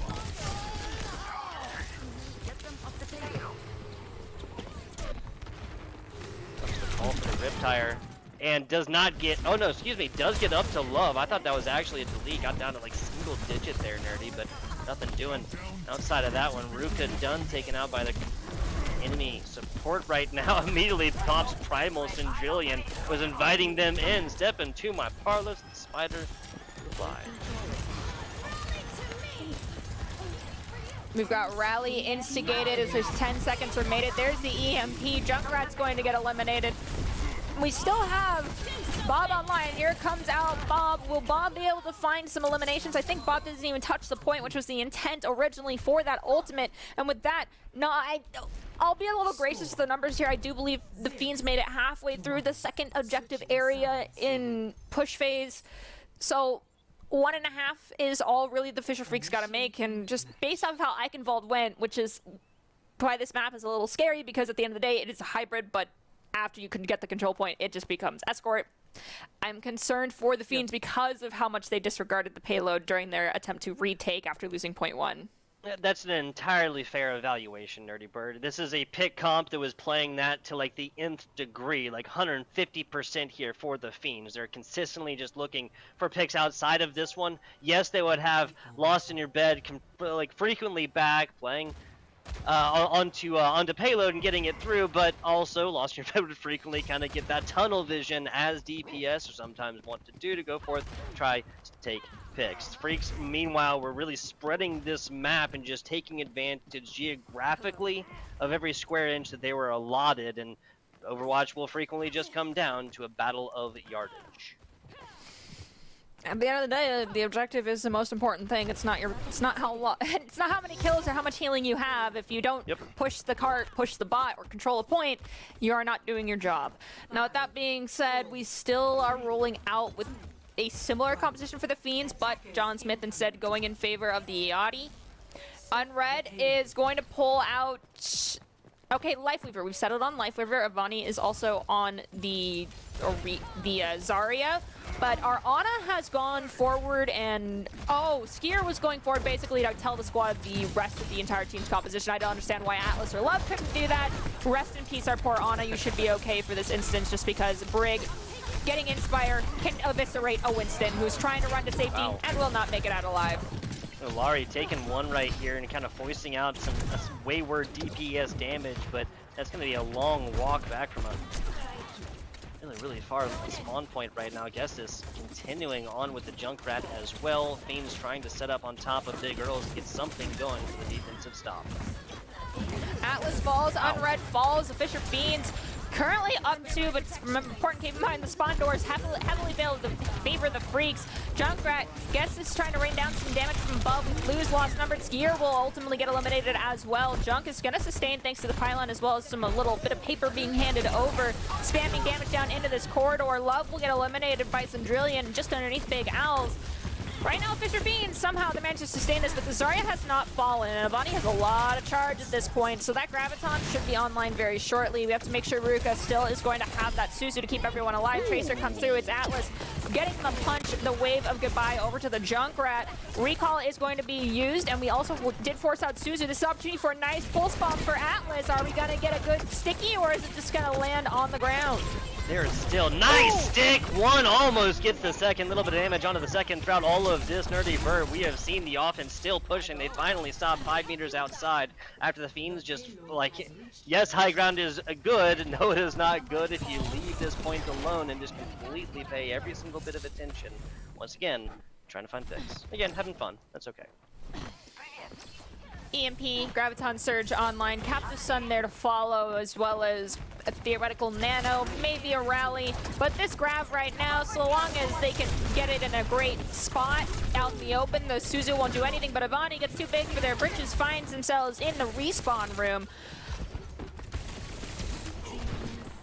Big difference coming in here will be, I mean, do you pair the EMP with the Graviton Surge as well as a little sticky bomb action? Again, I say it all the time, Atlas, Tracer, basically a cooldown with how quickly they can get it. Not that they need it though, the way they've been chasing down the opposing DPS. Atlas maybe biting off a little bit more than they can chew. Captive Sun coming in, trying to find a wayward shot. It was in motion, hard to get. Now here comes the Riptire looking for something and goes for a support that is no longer with us.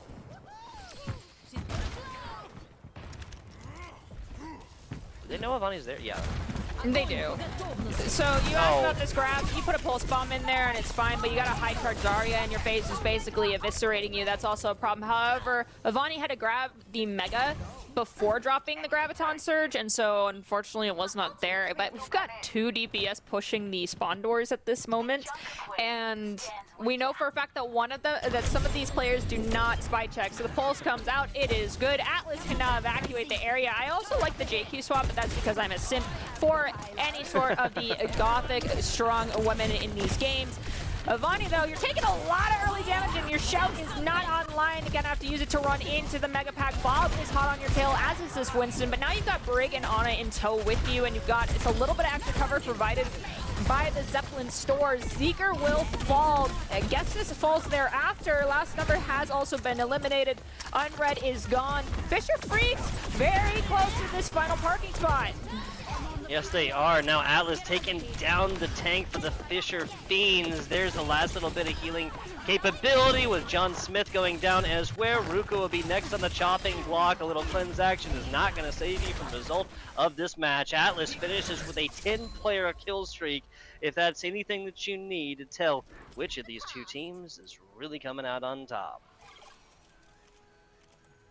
Play of the game. A little bit of a look at the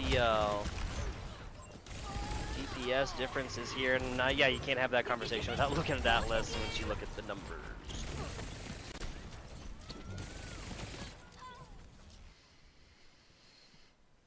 All right, so that's Route 66 done and dusted, and coming up next is going to be Push. With that in mind, I want to, before the players finally get it to our production and prod tells us in our ears what map out of the 3 that we have, so you got a 30% shot at guessing correctly, which one do you think we'll end up on? I'm just going to continuously vote for New Queen Street because I really like that. I realize it's not like a crowd favorite by any means, but New Queen Street, so it's one of my favorites. So just based off of what we've seen thus far, honestly, I think we might end up going to Esperanza. However, if you want to continue to run this really burst damage heavy composition that we see coming out from the Fiends, you could go Coliseo, but as soon as you get to the first corner, that opportunity for that burst damage is dramatically decreased. So I think if we want to stick with Winston's, we're going Esperanza. If we want to get a little bit more creative, we could go over to New Queen Street. I'm still going to lean into Esperanza just because, to quote some individuals, it is the only push map that exists. It's the only. I love that. I love that. Hands down a crowd favorite. You know, not referenced it and whatnot. It's not that I don't like it. It's just that it's kind of gotten the King's Row treatment for me in Overwatch 2 that it is like so much a favorite. And geographically, I can't argue with like it's the most well-rounded, right? But it's gotten the King's Road treatment. I just get so much of it. I just pull and claw at any sort of push that isn't Esperanza. There you go. We have the confirmation in our ears. Nerdy, you got what you want. It's not so much that I want it. It's just based off of the tanks we've seen. And Esperanza, it is, you mentioned it, it's dynamic. It's a little bit more forgiving. And I don't like Coliseo. It's too close quarters very early on. This allows for Winston gameplay. You could theoretically go horse. We could see a resurgence of the Roadhog and turning people into pulled pork. It's all up to these teams. I think it's just a little bit more dynamically friendly as far as team compositions go with respect to the 3 push maps that are in rotation. And I do get it. It is the King's Row of the push maps, but there's only 3, and one of them is kind of dog water. And so with that in mind, you're really only looking at 2. Yeah. At the end of the day, this just allows for a lot more compositions as well. Like, yes, there are clearly what heroes you want to go for initially, and then movement abilities just become so much more important once you take a major advantage or a major disadvantage, either one. As it is, coming into this, we have seen more of the Overwatch heroes featured in this matchup between the Fisher Freaks and the Fisher Fiends than are not in the game, right? So we've really seen probably about 18 or 20 of them so far, especially with the encapsulation of the Junker Queen. Absolutely love it, love it. Hello. And as a FYI, Odos has been subbed in, getting that damage pocket from Ruka on the Mercy. Ivani is going with this JQ, which I like to see. Question I now have is if you're not checking your corners and tunneling onto one person, how long are you going to be able to survive? Ruka will find the res, but then the rest of the Fisher Fiends are going to end up falling to the rest of the front line that's rushing through with the speed boost shout from Ivani in this instance. And yeah, just wave goodbye, Ruka. Ivani just playing with their food, watching him die. Sociopath tendencies right here from Ivani.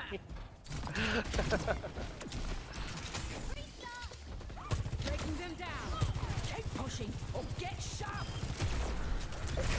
For a little bit of longer range damage here comes the pull as well. Centrillion, fantastic job of dislodging a huge source of damage. Sojourn here with love. Oh, Centrillion continuing on with this as well. That second knife pull onto Atlas saying there is no way out was gorgeous, but now we're chasing down Avani. Sandrillion will find that elimination as well. Otis is swapped over to the Cassidy, which will allow for a little bit more opportunities to deal with the annoying flies of Lucio as well as Tracer. We do have Reaper getting booped around a little bit, trying to find an opportunity to get a sneaky shadow step into a different location, but now getting pincered from 2 directions is actually going to fake out and teleport back onto the high ground with their team in tow. So a little bit of a safer position in this instance, but no one has gotten this first checkpoint, and that's kind of where the rubber meets the road for this map, crossing underneath this bridgeway where, unfortunately for the Freaks, they got too advantageous and pushed out the choke point. Ended up losing them that fight, but we have Kitsune Rush, and Sandrillion's going to end up falling. Ruka almost has theirs, but John Smith is gone as well. There's no point in using it. It's time to die on the push bot. And yes, the TS1 is now pushing in favor once again of the Fisher Freaks. There you go, Avani, like literally like doing the encapsulating that Zach Galifianakis meme, doing the math, pulling the blade there early, now biting off way more than they can chew after the Cassidy feeds on headshots 2 meters away, and they're going to be able to get the advantage. Yes, they will. Further spawns now. 3 ultimates available for the Fisher Freaks. Unread will have that sound barrier here soon, but it's the Fiends who are glowing 5 in just a couple of seconds. 5 to 4 ults. Theoretically, the Fiends come out on top of this one as we punch the overclock first. Otis ends up falling. Kitsune Rush is going to be in response. Atlas has fallen, so we're equal as far as operative power on the field currently goes, but Love's doing a lot of damage onto the JQ, and in response, the Captive Sun will come out to try and protect Sandrillion, as well as the B on Unread in response to the Captive Sun, but unfortunately, it's not enough. John Smith will fall. Ruka was right before that elimination. Now it is just Reaper. Please don't hit your Q button, and you're just going to try and sustain on point a little bit longer. Looks like objective 1 is going to go to the Fisher Freaks. Yes, it will. Yes, it will. And I have been there before. You want to make this garden bloom when you're holding that Death Blossom in front of 5, but everybody paying attention to you, there's no way you're going to get enough damage off from that one. The Fiends as well really need something to combine along with this Junker Queen ultimate coming in this next team fight 30. Well, Suzu just got forced. That's a go button if I've ever seen one for ultimates. Ruka will get eliminated. Love is going to fall. John Smith gets eliminated thereafter. Recall has been forced out. It is just hunting season currently on this payload, and that was a 4v1, and that was a risky play to begin with, but you know what, I respect it. Now, are we going to swap? No, we are not. We have no ults online if you are the Fisher Fiends. The Freaks do have Pulse Bomb and close encroaching on both B as well as another Rampage. So, Atlas, you might just have to use your Pulse Bomb to force out the Suzu early, or you might just stick Ruka, and Ruka won't have the response action speed, so to speak, to get it back, but the Suzu's forced. There's your go button. But you take a kunai to the head instead. We're up 1 in favor of the Fisher Fiends, whose respawn is also closer anyway, so no option here is to back off a little bit for the Fisher Freaks with the help of that Lucio speed aura. So we have Echo going into the back line. That's Avani and Skier, both gone. Unread falls thereafter. Love the Echo switch. This is exactly what the Doctor ordered for them. Much more mobile than Guess's earlier pick right here. Now Love is forced into the same situation. Well, John Smith is going to say hello and regret the introduction.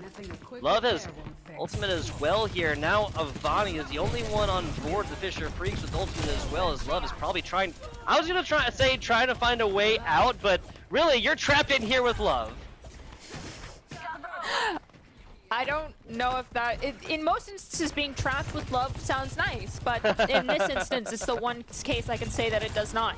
So currently, Love is pushing forward, has the support of their tank and actual supports right behind them to take these duels. Unfortunately, will get stickied and forces out that cooldown, is able to just rotate away to the opposite's high ground. Lucio disengaging. We have Rampage online, just looking for an opportunity to force out that Suzu. So we're going to go for the axe pull. Does not work out. There's the Kitsune Rush. No Suzu just yet, but Love has fallen, so that is bad for the Fisher Freaks. However, we're still very close to pushing this back into the final checkpoint. We have both Unread and John Smith pop those beats. Response high noon from Otis just to zone and get intel. Does actually find Avani in that moment. That's surprising. They actually just barely crept out to the edge. Avani going to be a prime target and a fantastic one for a single ultimate. Skier kind of hanging out, just waiting for it. Kunai to the face on anybody foolish enough to try and push this one. But Love, once again, really going to be able, or not going to be able to find anything on this, and especially given that Guesses is playing He's so much more mobile DPS character. I really just feel like Love on the Sojourner is going to find so much less value onto their character. I don't know. The off-angle opportunity created from Atlas, I think, can pull a lot of the attention from Otis, and that will give Love the opportunity to just kind of focus in on this Echo. But Avani is the one who really needs to be paying attention, finding themselves on the receiving end of a Lucio Echo team combat elimination. Echo's now hunting for this Lucio. The focus beam comes through after the stickies. Lucio will end up falling. That is Unread gone, as well as their main, as well as their tank. Unfortunately, Echo does fall to Skier thereafter, but that elimination came too little too late. That is a reset for the Freaks, and theoretically, Skier has some stuff to get out of jail free here.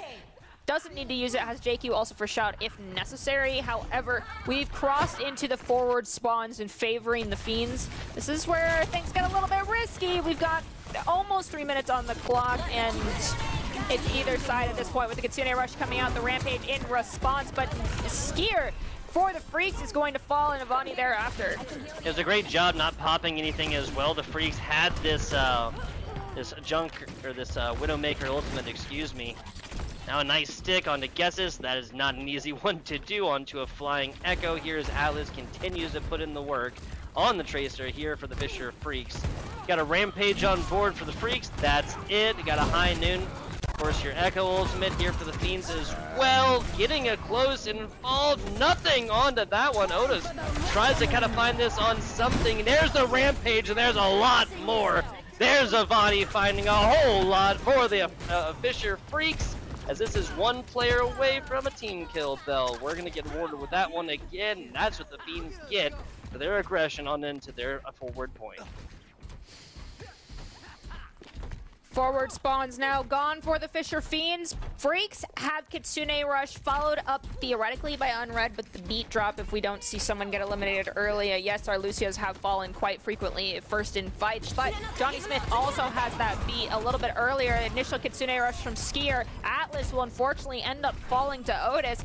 Still fighting for this high ground control, but the bot is now being contested. Unread falls. Guesses will find themselves in spawn, as well Cendrillion. Otis thereafter. This is going to continue going in favor of the Freaks. And not a whole lot of ultimates necessary on this one. Love puts it right between the eyes of John Smith. They're going to have their sound barrier coming on into the next.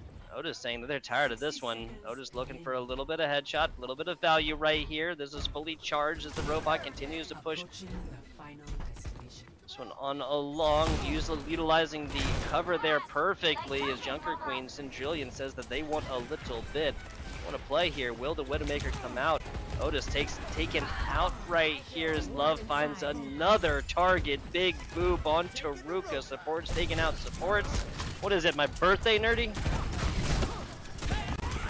I love seeing Supportal Combat taking out your copy, but Avani is hot on the tails. Oh, we're actually using Rampage to try and sustain a little longer, get the cleave damage out, but Avani has their own Rampage online. You're gonna get pulled in with the knife. Some pot shots coming through from the copied Widowmaker, and Love is just saying that is you. Thankfully, it was not a copied JQ. It would be a repeat of like when Maga got copied. I hated seeing 4 cages all in a row. The Cendrillion ends up falling. There's Kitsune Rush. Atlas, basically it was a full team commitment to take out Cendrillion. That's when you know you're getting hard focused and just have to bow your cap to the enemy team. John Smith falls. Cendrillion coming out on the Doomfist. Is it going to be enough though? Atlas with 3 of the last 5 kills. Here's the Doomfist, and you can only block in one direction. OT has come, OT has gone, and the Fisher Freaks have done it in 4. Let's take a look at this POTG. I have a hunch it might be Atlas, but it could be The last bit? Oh, Avani. okay, yeah. Yeah, that was With the other the assumption. Next to last Rampage? Yeah. Oh no, this is way earlier than this one, excuse me. Yeah, we really didn't see a whole lot of, well, we didn't see any tank play outside of the Junker Queens, did we?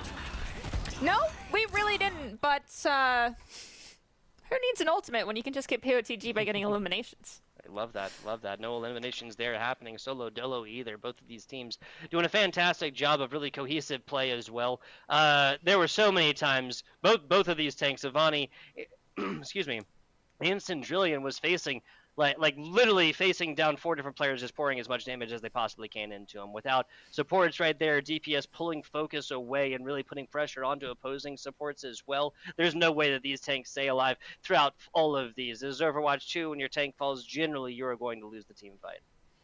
And the information that I have been told is basically if your tank is blowing up, odds are it's not actually a tank or a support diff. It is your DPS not doing enough to pull attention, and they're hiding behind your tank. They're not taking a wide enough angle. And it just came down to really throughout a lot of these maps, we did not have DPS that could take angles. And when you're unable to lock down an entire angle so that your tank is just taking the maximum amount of damage, not only just intended to hit the tank, but to hit you because you're right behind them, it puts them in a bad situation. So you got to get more flexible, learn how to use the map and its geometry to your advantage. We saw some of that, but there wasn't enough. I really wish that Echo Swap had come out much sooner, because this map could have gone a different direction had we seen it, after losing the first objective versus almost at the spawn door.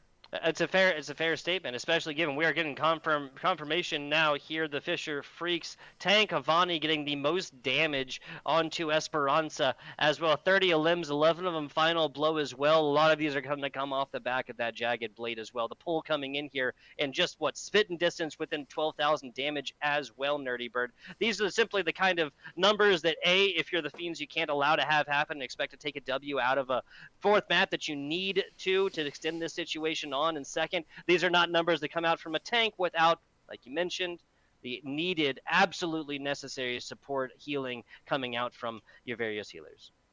Most definitely, but I think everyone in company involved with this broadcast can deserve a quick breath of fresh air, a drink of water, and have the opportunity to take a break, because we're going to do just that, but we'll come back with an interview. What do you think about that?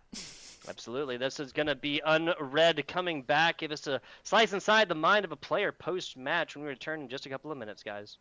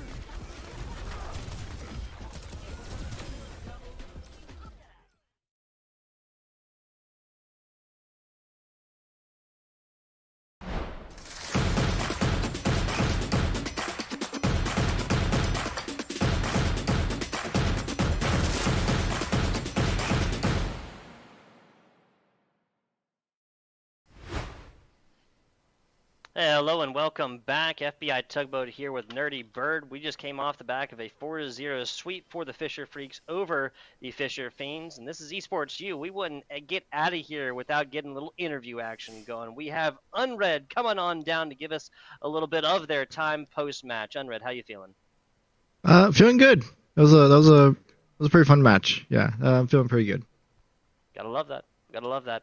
Question coming at you having to do with the game here is obviously you're playing against the other team within your same school. Want to ask if there was any like personal vendetta here. Like, was there anybody who was really coming forth and always had your number on the hero that you were playing, which was mostly Lucio, unless I'm incorrect? Honestly, the only personal vendetta I had was Sammy or Getsis over here behind me on the Junkrat. It was kind of insane on it. Like, there was a couple points where I died, where I'm like, what is that? What is he doing? And I don't know I don't know how he did all that on Junkrat, but yeah. But no, I don't have any gripes. I played with some of them on the other team in previous college semesters, and they're all very chill. So Absolutely, all fun here. All fun here on Red. Nerdy Bird. Okay, so my question for you, Unread, is it's still kind of in the similar vein. Was this kind of more just you understand that there is stakes at play here for winning this game, but because you're playing someone that obviously you're playing a group of players that are literally obviously sitting right behind you, as you just managed to point out to us, was it more just kind of playing a lot to have fun and not really anything was tilting like that in this instance? we wanted to like have a little fun, but we obviously know what's at stake. We know this is to get into the final and to get the bid to go to CECC at Texas. So we wanted to make sure that while we were having fun, we still wanted to win. So we're just honestly waiting for next week to play. I think it'll be Illinois Wesleyan. I don't know if I'm wrong, but that's we know what's at stake. But it was fun. We wanted to have a little fun. Absolutely. And I mean, hey, what is the purpose? Playing the game even competitively, not having a little bit of fun here on Red. Question for you, sir. As we all know, nobody gets to the competitions like this by themselves. On Red, I want to ask you, sir, if you have any shout-outs. I want to shout out Carl or Love. We were playing Le Seraphim in the background as we were playing. We were blasting music, having fun. So I wanted to shout him out for giving us a good music playlist during the game. There you go. First collegiate match, Nerdy Bird, I've ever casted where all 10 players getting pumped to the same music. Absolutely love it. Absolutely love it. Unread, thank you for coming on in, give us a minute of your time, and kind of a slice inside the mind of a player post-match. And good luck in your future competition, sir. Thank you. Not a problem. Once again, folks, ECAC, we have one half of our semifinals here done and dusted. Speaking of semifinals and more esports action here, Nerdy Bird, we got ECAC coming up, League of Legends semifinals on Friday. I believe that's going to be Keene University, Farmingdale State College going forth and doing battle on Friday. Yes, and I wish them the best of luck, and I hope they still have a bunch of fun, whether or not you are listening to Le Seraphim or other K-pop groups, because I personally am a Stray Kids fan, but anyone that says they're listening as a team to K-pop, automatically you're getting like a good noodle star in my book. So if any other teams do that, let me know. Here you go. You got the Nerdy Bird support, folks. See how they carry that one on in to the finals. I want to give a shout out here to production staff on the day. That is Leighton, that is that is Scoots, behind the scenes, producing away, making our jobs as casters that much easier.